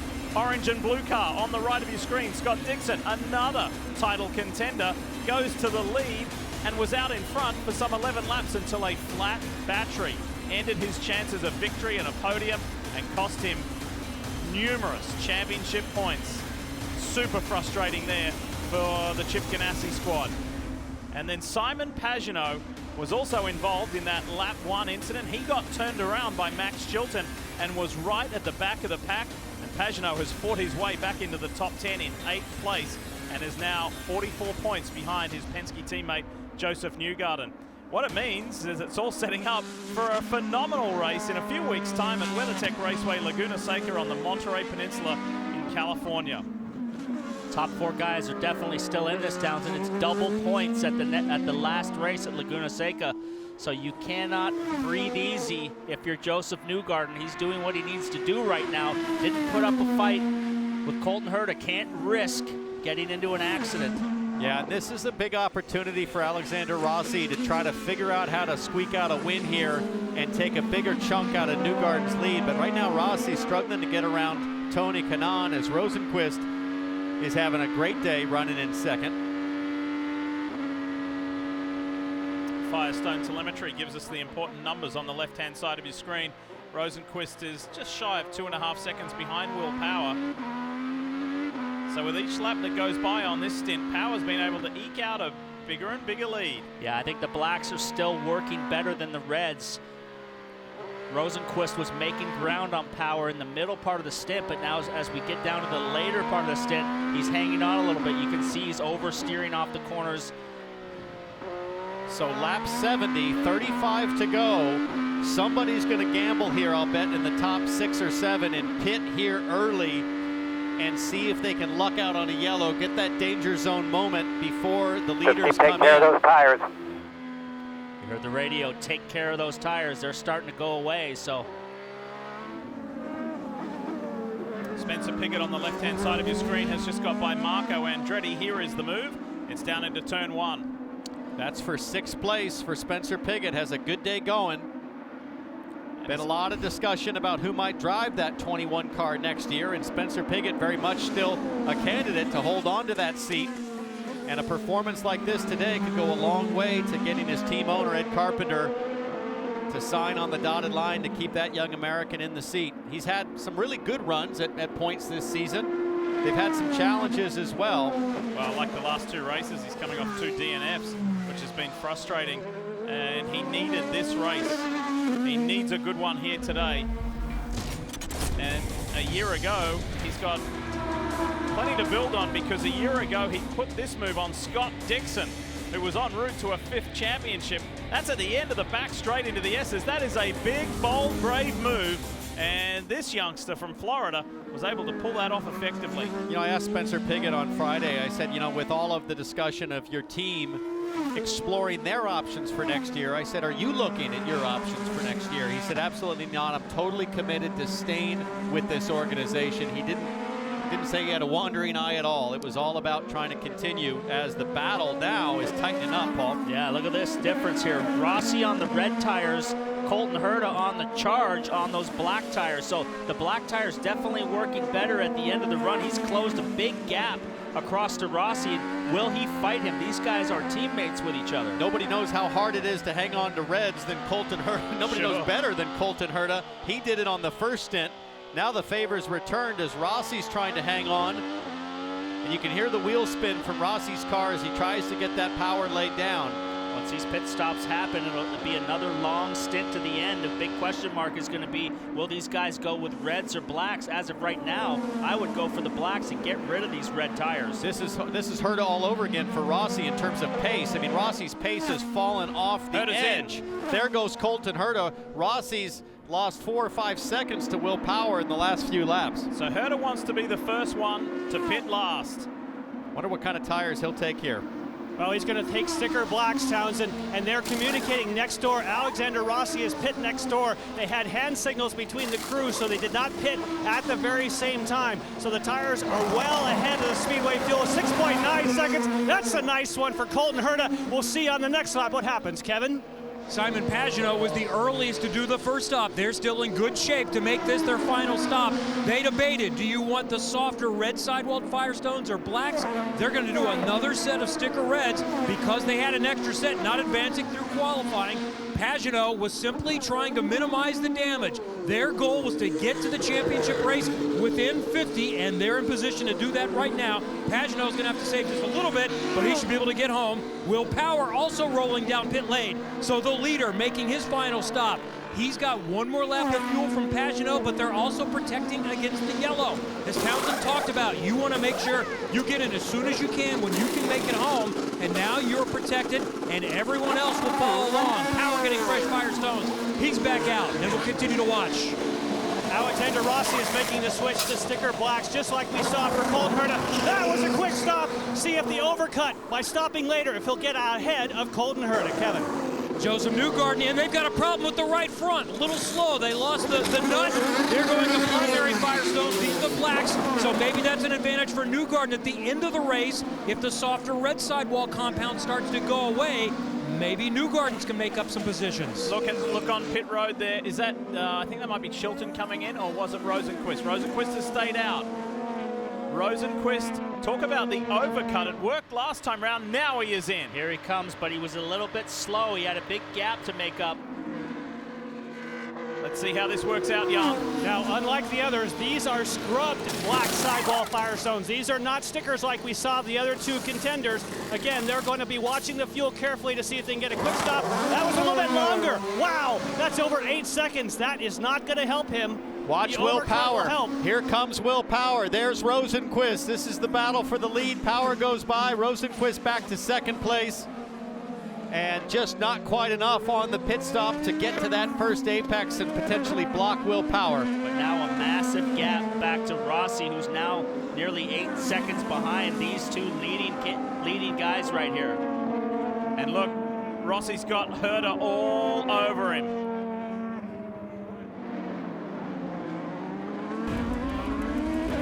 Andretti Autosport driver Alexander Rossi in the blue and yellow Napa Auto Parts Honda there, fending off the youngster Colton Herder, the pole sitter, and the driver who led the first 36 laps of this race. They're currently running third and fourth.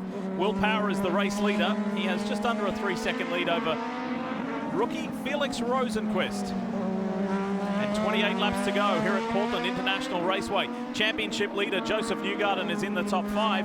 Unfortunately for the driver of the Oberto Honda, Marco Andretti, who's been having a really good day, solid day in the top 10 for most of the race, he just had an altercation with championship hopeful Simon Pagenaud. Yeah, Simon dove in on him coming onto the back straightaway, just pushed him a little bit wide, little bit of contact there, but it damaged his front wing on those curbs on the exit, and he had to come in and get it replaced.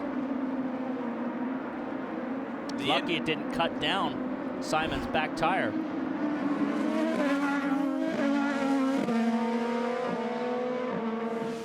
In that last round of stops for Rossi, and the challenge on pace on the Reds at the end of the stint before he stopped has now led to almost a 14-second deficit to Will Power.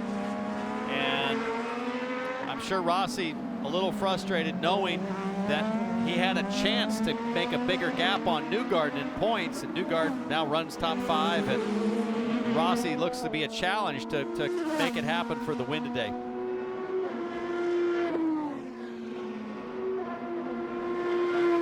+3. So Will Power there being given a gap to his advantage over Felix Rosenquist, and Will Power is one of multiple Speedway lap leaders. He's notched up 26 laps now, second on the tally, and if he continues to go the way he is, will lead the most laps in this one because there's no immediate threat. Rosenquist's unable to really eat into that advantage that the Penske driver has. This has been a weekend like what we've seen before out of Colton Herder this season, Paul, where he's sort of that 5th Andretti satellite program with Harding Steinbrenner. Yet, despite having Indy 500 winning teammates, championship winning teammates, Colton Herder arguably has been the best of the bunch with the pole position. And then you look at the pace here, he's right all over the back of Rossi, similar situation, same tires. It'll be fun to watch this battle play out, but you heard Rob Edwards say that they've asked Colton Herder to try to be a good teammate. Yeah, Herder burned those tires up in the first stint. He led, but used the tires up badly. Now Rossi's starting to stretch away a little bit, Jan. Yes, and it was interesting that 4 Andretti cars, the main 4 Andretti cars, tested here, and Herder did not. So Colton did not get the opportunity to get behind the wheel, but of course they share the data amongst 5 cars. So they have the opportunity. It's so interesting to me that this 88 car was not here for the test, but it was basically the car to beat through all the practice sessions and qualifying. So Nathan O'Rourke, his engineer, who of course part of Andretti Technologies and the shock absorbers they use on these cars, they have really been able to put this to good use. And this 19-year-old, again, as you said, has been the top of the heap many times this weekend. Robin, they started the year as a satellite team, but conveniently now they're referred to as the teammate car. What do you think the future of Colton Herder looks like in the big Andretti mothership organization? I think it's going to be the Steinbrenner Andretti 5th car next year, T-Bell, but I was going to ask you, you're 19 years old, you're on the pole, and your tires went away, and you fell back to 7th, you've charged back up, you want to get on the podium, but you know that this partnership has helped you leapfrog your career. There's Brian Herder looking on, his father. The Andretti connection has done so much for your career, so you got to be a good teammate, don't you?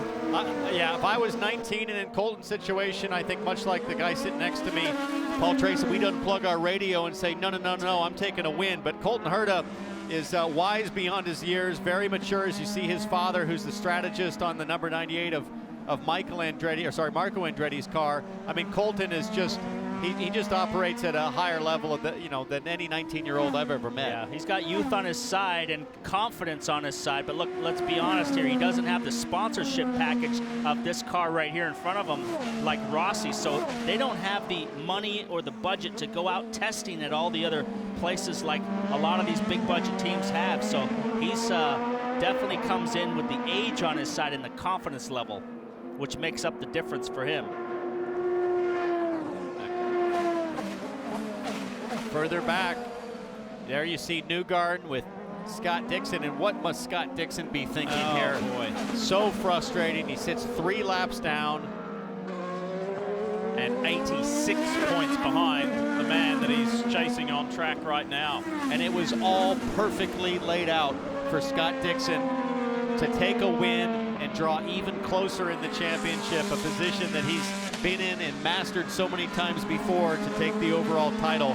It just doesn't seem to be his year if you think about the luck in the last 2 races. And likewise for Will Power, who crashed out a week ago at Gateway, frustratingly, and he now leads this race quite handily. Here he is in the Verizon Chevrolet for Team Penske.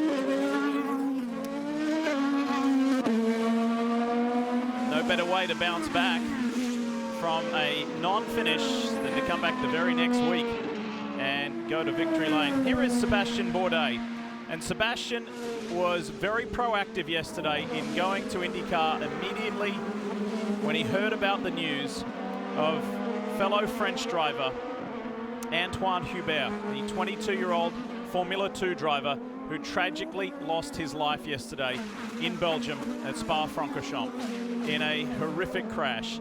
And IndyCar said to Sebastian, it is a terrific idea to show our respect, because it's got nothing to do with IndyCar and F2, it's got to do with the motor racing community. And yesterday, all drivers, all team personnel, everybody involved in the Grand Prix of Portland demonstrated a moment of silence in respect to the 22-year-old French driver, Antoine Hubert, who tragically died yesterday in Belgium.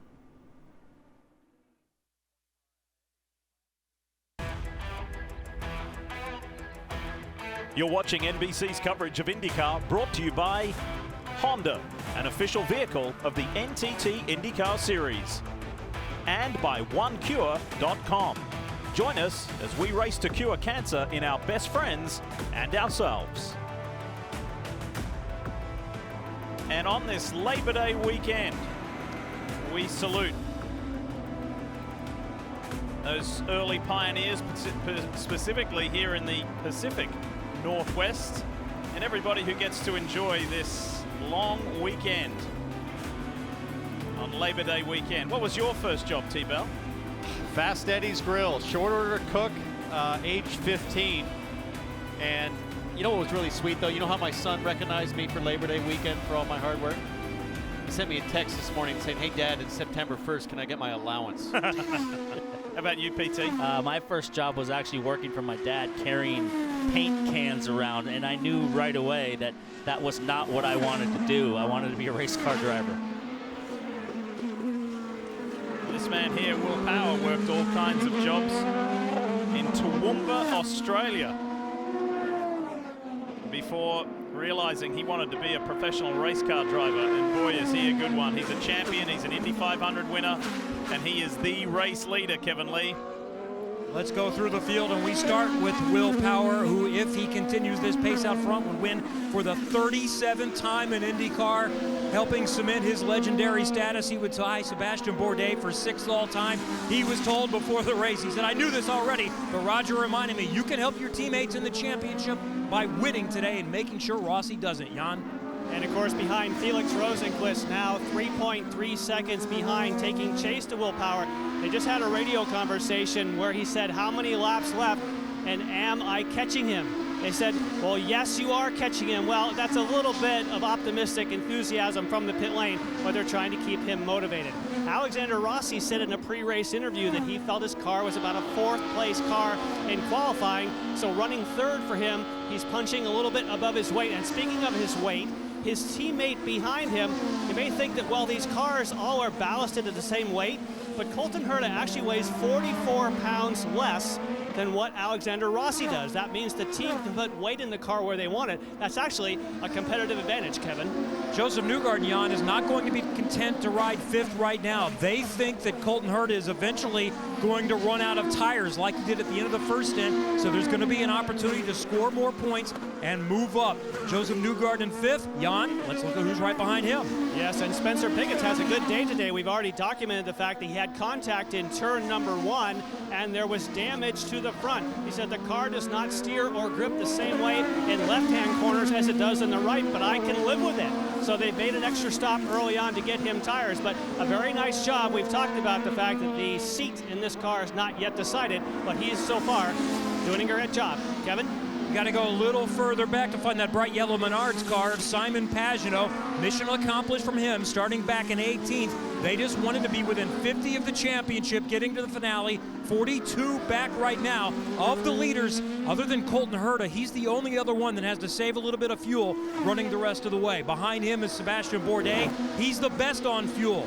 Like Pagenaud, also on sticker reds. He's been trying to make up a little bit of ground right now, but it really cost them with that fuel issue on a pit stop. That cost him about 5 or 6 seconds, or Vorde might be in a chance to get in a top 5 position. Dylan? Kevin, Charlie Kimball putting together a nice run again here at Portland. Started 25th last year, finished 7th, started 22nd today, has run inside the top 10 most of the afternoon. Keep in mind, this is his first road course start since race 1 this year at St. Pete, so this Carlin team continues to grow, continues to generate a notebook and more data every time they're on the racetrack, putting together a nice, really solid, clean day today. Behind him, Mateus Laced, another great day being put together by him as well in a season that has been disappointing to say the least. 4 total top 15s for this group. So at this point in the year, they're just trying to build a notebook for 2020. A top 10 run today ought to bolster that notebook quite nicely. Kevin? Rookie Santino Ferrucci has impressed all year long and led the rookie point standings coming into this race, but Rosenquist's great run has put him, I think, 20 points back at this point. He was hoping for a lot more, but still, this is a notable event. It was here last year where he really convinced the team when he was in a 3rd car that this kid has talent. We need to seriously think about him full-time for next year, Dylan. Racing to the end of the Grand Prix of Portland and racing to the end of the NTT INDYCAR Series Championship. The finale is in 3 weeks' time. It's the Firestone Grand Prix of Monterey from WeatherTech Raceway Laguna Seca, Sunday, September 22nd. And the coverage will be right here on NBC. That begins at 2:30 Eastern on that Sunday to determine who will be the 2019 NTT INDYCAR Series champion. Will Power, who leads this race, is 124 points back in the championship. He knew that he was kind of out of the mix a long while ago, but Whenever a driver says that, they quickly follow it up by saying, Townsend and Paul, I'm just going to go out for victories now on, and that's what Will is doing. And nobody means that more than Will Power. I mean, I talked to him on Friday, Paul. He was so hungry and passionate to go win this weekend. It's as if he hasn't been fed for days. I mean, he was starving for a win, and he's well on his way to pulling it off here. It's almost like the Pocono win didn't count in his mind. He's like forgotten that was a W because of the way it ended with weather. Yeah, rain-shortened race. He didn't feel like he won that race fair and square, but he is definitely in control right here. But he's got some lapped cars in front of him that are fighting each other, so he's got to pick his way through here carefully. So, not make any mistakes. PT, you're on that list with 31 wins. You tied with your old mate and teammate Dario Franchitti. As Kevin alluded to before, if Will can pull this off in less than 10 laps time, he will join Sebastian Vorde on 37 career victories and a tie for 6th place. Behind, and I should just say only behind, AJ Foyt, Mario Andretti, current peer Scott Dixon, Michael Andretti, and Al Unser. Cars in front of Will Power right here are Ferrucci and Matthias Laced, who are fighting each other for positions for the top 10. So these guys are going to be running each other pretty hard, Townsend. Oh, Ferrucci's got a problem. Well, no, he's pitting because he's dead stick. Oh, you're right. And we're dead stick there. Just lost the camera there. This could be a yellow. He didn't come in the pits. Oh, we got caution a race now. Oh, baby. Full course caution, and Alexander Rossi says thank you very much. And Will Power says, are you kidding me with 8 laps to go? Died, dude. So is that another battery issue? Switching it down and then back up. It's another Honda. Is it another battery issue? And this young man, the 21-year-old rookie, has finished more laps than any other driver in this 2019 championship. It's been extraordinary, an extraordinary rookie performance.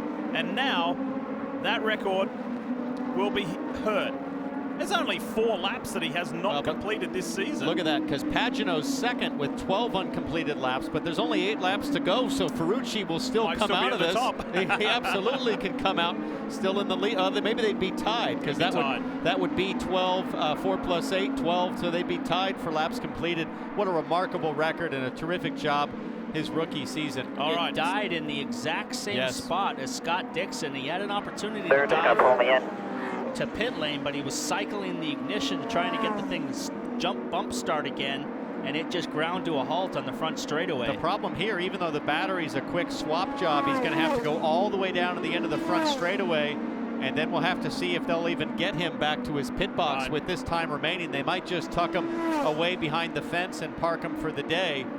I have to say, it's quite rare to see 2 cars in a race stop, and I'm not saying it's the same reason, but just to say it just cut out. We don't often see that. I'll tell you what, we got a fight on our hands now because it is all closed up. Will Rossi get aggressive on the restart with Rosenquist? Will Herder make a move? Newgarden's in the mix. We've seen him get in 2 accidents on the last lap in 2 races. How about Colton Herder, who had to hit a fuel number to make it to the end, and that's all been cleared out. So everybody will be level set. And one of the issues here at Portland, like any road course, is you really can't see it, but these yellows at the end of the race, Paul, can pick up marbles on the tires, and the restart can be a handful in the first couple of corners. We'll see if any of these guys from Piggott, Pagano, Vorde, if they take tires and take fresh reds. I don't think you can afford the track position. So everybody packed up behind the Honda Accord touring pace car. Keep in mind, you got Max Chilton there, who's not on the lead lap. Max is out of position there. The next one in line is Felix Rosenquist, desperate for his first IndyCar race victory. He will be going. He will be charging at Will Power. And then you got Rossi. Then you got the title contenders, Newgarden. This is going to be fascinating. Several of the cars that are lapped down opting to come in, take fuel and tires, see if they can make a move, maybe move 1 position up in the finishing order for some extra points. It looks like that's Marco Andretti, one of the Foyt cars there. Also, Ed Jones, I believe, came to pit lane. Mateus Laced right there, who was fighting with Ferrucci for 10. It's a great run by Laced. He loves this track too, by the way. Had a good solid run for the majority of the race last year as Marco Andretti, Ed Jones, and Laced all exit pit road. 6 laps remain. Who's going to get it? Will it be Power, who has led the most laps in this race at 46? Now look at the push to will there pass be a Power. surprise? Push to pass Power remaining for Will Power is 20 seconds stronger than Rosenquist, 40 seconds some odd stronger than Alexander Rossi. You gotta watch the marbles on the tires as we go down the back straightaway. You'll see there's marbles all gathered up down on the sides of the straightaway here. So you got to keep these tires hot. You got to keep them clean. Problem is, normally you'd want to swerve to clean your tires, but the more you move offline, the more you actually can collect. So what you have to do is just accelerate and brake aggressively, Jan, to clean these tires. Yes, and Barry Wanzer is the strategist for Felix Rosenquist. We're within 15 laps. I assume they'll take the lap cars out. Can you make a run at Power? Yeah, they're doing that right now to put us behind Power for the restart. The NTT Honda's been real fast all day, and we're going to do what we can to get around them. We have a lot of confidence in Felix. We'll see what happens. Awesome. They're going to turn him loose. This should be a great fight to see what happens here at the front with Felix Rosenquist. Remember how aggressive he was at the last opportunity he had to battle for the lead. Felix Rosenquist has driven just about every open wheel category there is in the world, and he'll be ready for a win. This man here, Santino Ferrucci, came off back-to-back 4th place finishes, was riding high in his rookie year. That's his first non-finish. That hurts. Well, if you thought the first lap was wild getting down into turn 1, you better stay tuned to see what happens on this restart. I can see that bright blue NTT machine going for it. Quick reminder, top of the hour, when we're done here from Portland over on NBCSN, it's the Southern 500 Monster Energy NASCAR Cup Series racing from Darlington. Really looking forward to that. And right here on NBC Sports, we've got you covered. Open wheel and NASCAR right here today on Labor Day weekend. You can put your feet up and relax and ride it on home. But this one is going to be a little more tense in these final laps. 25 laps on these tires for a lot of these drivers, and you can see Power already getting after it. Look at the marbles flying everywhere. Can Rosenquist go with Will Power when they see green? Got to be so careful getting on the Power coming onto the front straightaway. You can easily lose it. Will Power, Felix Rosenquist, Alexander Rossi is the first of the title hopefuls. Let's go racing. They'll come down and there'll be just 4 laps to go. Super restart from the silver bullet of Will Power. He's gone. That was a really early restart by Will Power, kind of caught everybody off guard. Nobody has an opportunity, but Simon Pagenaud pops out to take a look and take it right there. Very clean through the opening sequence of turns, and Rosenquist tried his best, but Will Power was up to the task and took off. If you're Rosenquist, you're just trying to find any little mistake from Will Power, too aggressive on the power to spin the tires or anything that would allow you to get to run. Unfortunately, by the time Will Power gets to these faster kind of medium speed S's, it's really difficult to make much happen, and now Power has the gap that he needs to drive it home. Really good run from Spencer Pigot in 6th place, sandwiched in between the top 2 guys coming into this 16th race of the year. That is Joseph Newgarden and Simon Pagenaud. So there goes Power, Rosenquist, Rossi, Herder, Newgarden, Pigot, and Pagenaud. Then Sebastian Vorde, Charlie Kimball with a great top 10 run, and so too Mateus Laced. Newgarden has a little bit of pressure on Colton Herder, but he can't afford to make a mistake like he did at Mid-Ohio and get tangled up with a guy late in the race. And he doesn't really need to, PT, right? He came in with a 38-point championship lead. He's going to leave with a 41-point championship lead if positions remain as is for the final 2.5 laps. Nobody on the button yet. Push to pass is available. There you see Will Power starting to use those precious seconds remaining. Again, he has more left than anybody else in the top 5 except for Newgarden, who has 69 seconds left. Power with 52 seconds left. Colton Herder right there on the back of his teammate. Will he try to make a move on his teammate or play nice? This is the closest battle right now on track.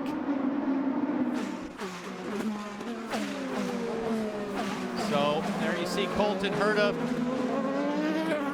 pretty close to the back of Rossi. 2 laps to go.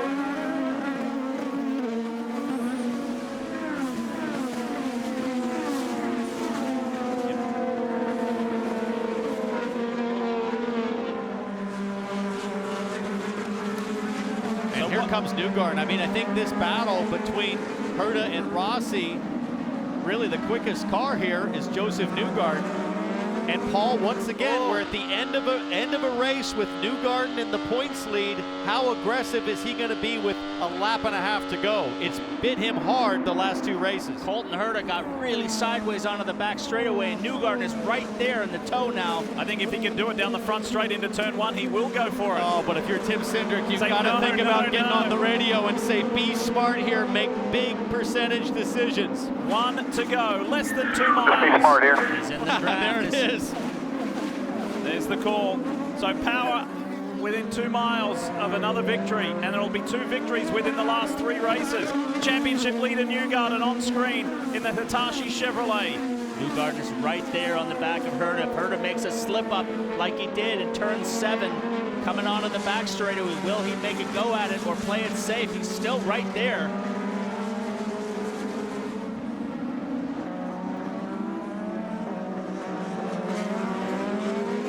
What a day. It started with a bang, a huge one, with a massive crash in turn 1 with some 5 and 6 cars involved in it. Will Power kept his nose clean. He was able to move ahead of that, not got collected in it, and has constructed a really clever race win. He's not really in the title hunt anymore, but he is a race winner Great again. job, buddy. Great job, man. Will Terrific. Power wins in Portland for the very first time. Oh, good job, guys. Good job. And What a great is day. delighted. It's Penske's first victory here in almost 20 years. And Will Power delivers the captain the W. Rosenquist on the podium, and the best of the championship contenders, Alexander Rossi in 3rd. And for Power, he put 3 seconds on Rosenquist in 4 laps, leaving no doubt that today was his day. So the IndyCar race has been completed, but the racing is far from done. On the opposing coast in Darlington, South Carolina, the Southern 500 is coming up at the top of the hour on NBCSN. The throwback weekend continues. It is so much fun. It has been so much fun already this weekend. Looking forward to that in just under 20 minutes time. And Will Power in front of this crowd here in Portland that just love their IndyCar racing in the Pacific Northwest will celebrate this guy. He is now equals 6th best on race wins in the history of IndyCar. That's pretty cool, isn't it? 37 career victories. His teammate Joseph Newgarden, the championship leader, follows him home. And Newgarden did everything, Paul, he had to today. He absolutely did. He played the tire management correct in the first. He didn't get a great start, but he just sat and waited. And then at the end, he had the speed and the tires and the fuel to pull away from everybody else.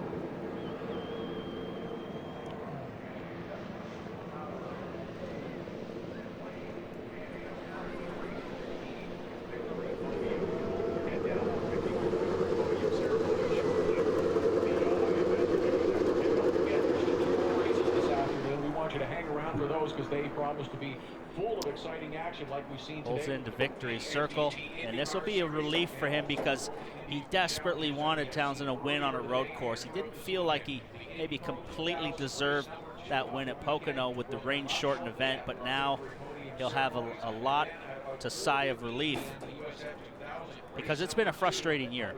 It has. He's so used to these kinds of performances where, frankly, he's had so many wins in IndyCar where he dominates on pace. He's just untouchable, and I really feel like those last several laps, including the restart, must be very therapeutic for Will Power to remind everybody that that dominance is still possible. Kevin, he was frustrated that he didn't get the pole position yesterday. That doesn't matter now. He's got his 37th career win. And after going almost a year without a win, Will Power has now won 2 of the last 3. Climbs the top and outside his Chevrolet Verizon Team Penske machine. You told me before the race that the message was very clear from the captain. You need to make sure none of the other championship rivals win. Mission accomplished. Yeah, absolutely. It was it's pretty tough race. Rosenquist, constant pressure. At the end, we could slowly pull away, and I felt like, oh yeah, this is going to be good. And then a yellow flag. I'm like, oh come on, man. But yeah, determined to get a good restart, and just so stoked to get in victory lane. Helps the teams, helps the other guys, take some points away. So. Yeah, awesome, man, awesome. I'm exhausted. I'm mentally exhausted. Dixon had the problem. Would you have had something for him if he had not have broken? Yeah, he was pretty quick on reds. The end there would have been interesting on blacks. That car was really good on blacks as the stint went on, but he was kind of getting a couple or 10th or 2 on me in that stint. My rears went off on the red, so I don't know. Who knows? But, you know, I've had enough rough luck in races. I'll take them any way I can get them. Well done. Win number 37. Will Power is now tied for 6th on the all-time IndyCar win list. And adds another new circuit to where he has been victorious in his illustrious career. Amazing job by Will Power. That late race caution gave him a little bit of a heart rate spike, but he was able to handle the pressure from behind and is the Grand Prix of Portland winner.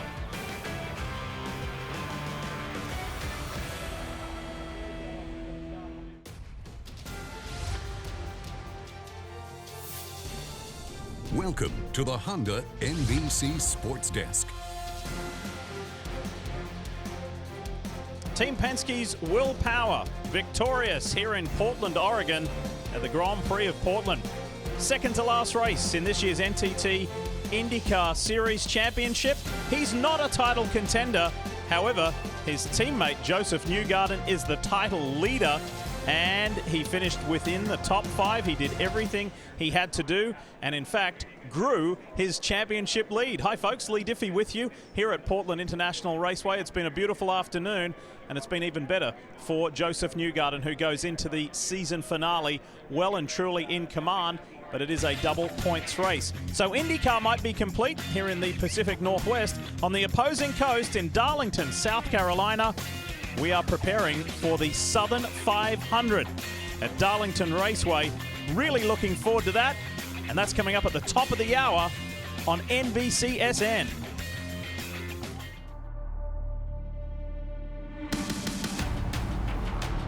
Perhaps the most special moment in the history of stock car racing. $1 million, come on, buddy. What'd you expect me to do, man? Oh, they make contact! The only way to win is to attack it, but when you attack it, there's a price to be paid. It's the hardest race I have around. I'm about ready to come into tears. Just as happy winning this than we was the first one. Yeah, baby! How about that? Awesome! Amazing! Tonight's Southern 500 and next weekend's Brickyard 400 will determine who make the playoffs. Ryan Newman, Daniel Suarez in at the moment. On the outside looking in, Boyer, Johnson, Menard and Buscher. Tonight is going to be a pivotal point in the championship. This has been the Honda NBC Sports Desk. And speaking of championship points, Lee pointed out that it was a fantastic day for Joseph Newgarden considering how it started. What were the thoughts going into turn 1? You see cars flying, you had to be thinking, oh no. Well, I was in the wrong place, I can tell you that. It happened right in front of me. I saw someone come barreling on the inside. It looked like Ray Hall, and then he was going straight into the cars in front of me, and I had nowhere to go. So I just tried to stop and go around, and you know, it was one of those deals when you start that far back, you run the risk of being in the middle of something like that. So fortunately, we didn't hit anything. We got going again, and then kind of able to resume and make the most of our day. And that's really what we did. We just tried to make the most of everything. And I thought our car was great. Hitachi car was awesome. Chevy did a great job for us. Wish we could have been a little higher up, but starting 13th, I think we can't be disappointed with how things turned out. At the end, there was a radio call saying, let's be smart here. It was the last lap. You may have had a shot at Colton Herder. Did you just say, well, maybe I better hang back after what happened in the last 2 races? Well, if he messes up, I'll try and get him, but he didn't mess up. So, we'll have to take 5th today. Like I said, it would have been nice to be higher up, but I'm happy for Will. I wanted Will to win this race. If we weren't going to win it, he's the guy to win, takes the points off everybody else, and he did a great job. So, if we got our qualifying act together and I did the job there, I think we would have had a better chance of fighting for the win, but 5th is about, what we could have been hoping for today, and we made it happen. A good day for Joseph Newgarden. He increases his championship lead. Amazing day for him. When it's your day and your year for a championship, things just seem to come together.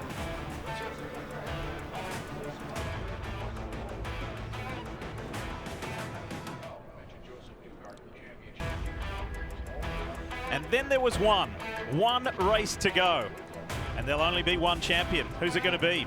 Joseph Newgarden now boasts a 41-point advantage. He's grown it again.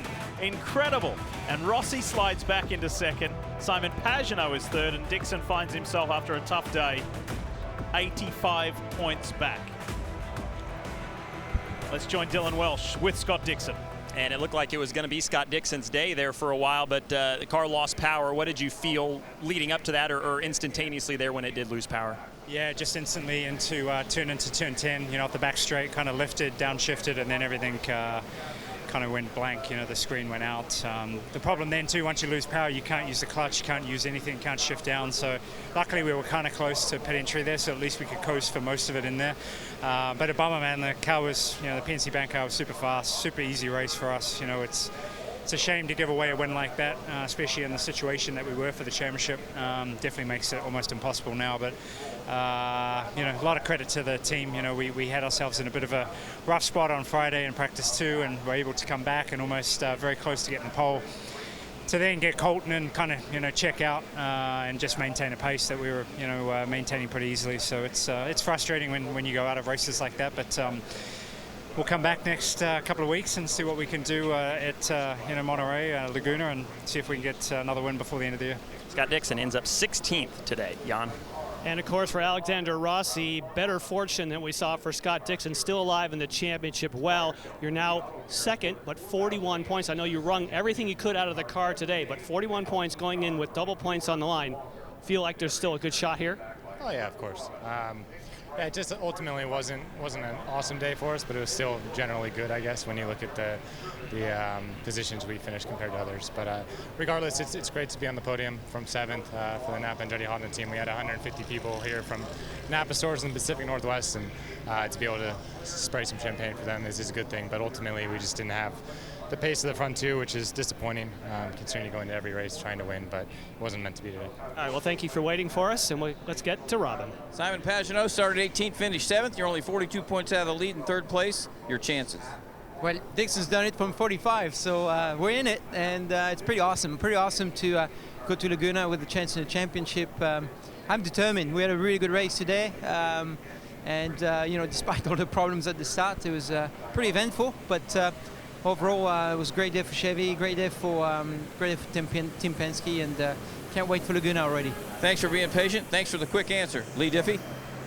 Still in it is the message, Robin, to take that from Simon Pagenaud. Let's review the unofficial results. Well, I look at Colton Herder in the 88, 19 years old, started on pole, was looking very strong. Kind of fell apart there at the end of the stint, but a good top 5 finish for him as we get to the end of the season. After a couple of mistakes for Newgarden, he did a masterful job today recovering in that first lap, first corner incident. Looking down the list, you can't ignore Ryan Hunter-Reay and Graham Rahal that made pretty big mistakes to take out some contenders. As we get to Laguna Seca, that's going to be what to watch for Joseph Newgarden. Can he stay out of trouble for the final round? Both those drivers feel terrible about what happened and admitted that it was their mistake. It was a tough day, enjoyable race, and we'll remember this one as far as the 2019 championship, how it all shook out, especially for points leader Joseph Newgarden. Coming up next, except on the West Coast, it's your local news, and tonight, don't miss America's Got Talent and bring the funny. The NASCAR Cup Series is up next to Darlington Raceway. That is at 6 Eastern, just a few moments away over on NBCSN. The NTT INDYCAR Series concludes here on NBC with the Firestone Grand Prix of Monterey in 3 weeks' time. We'll see you then.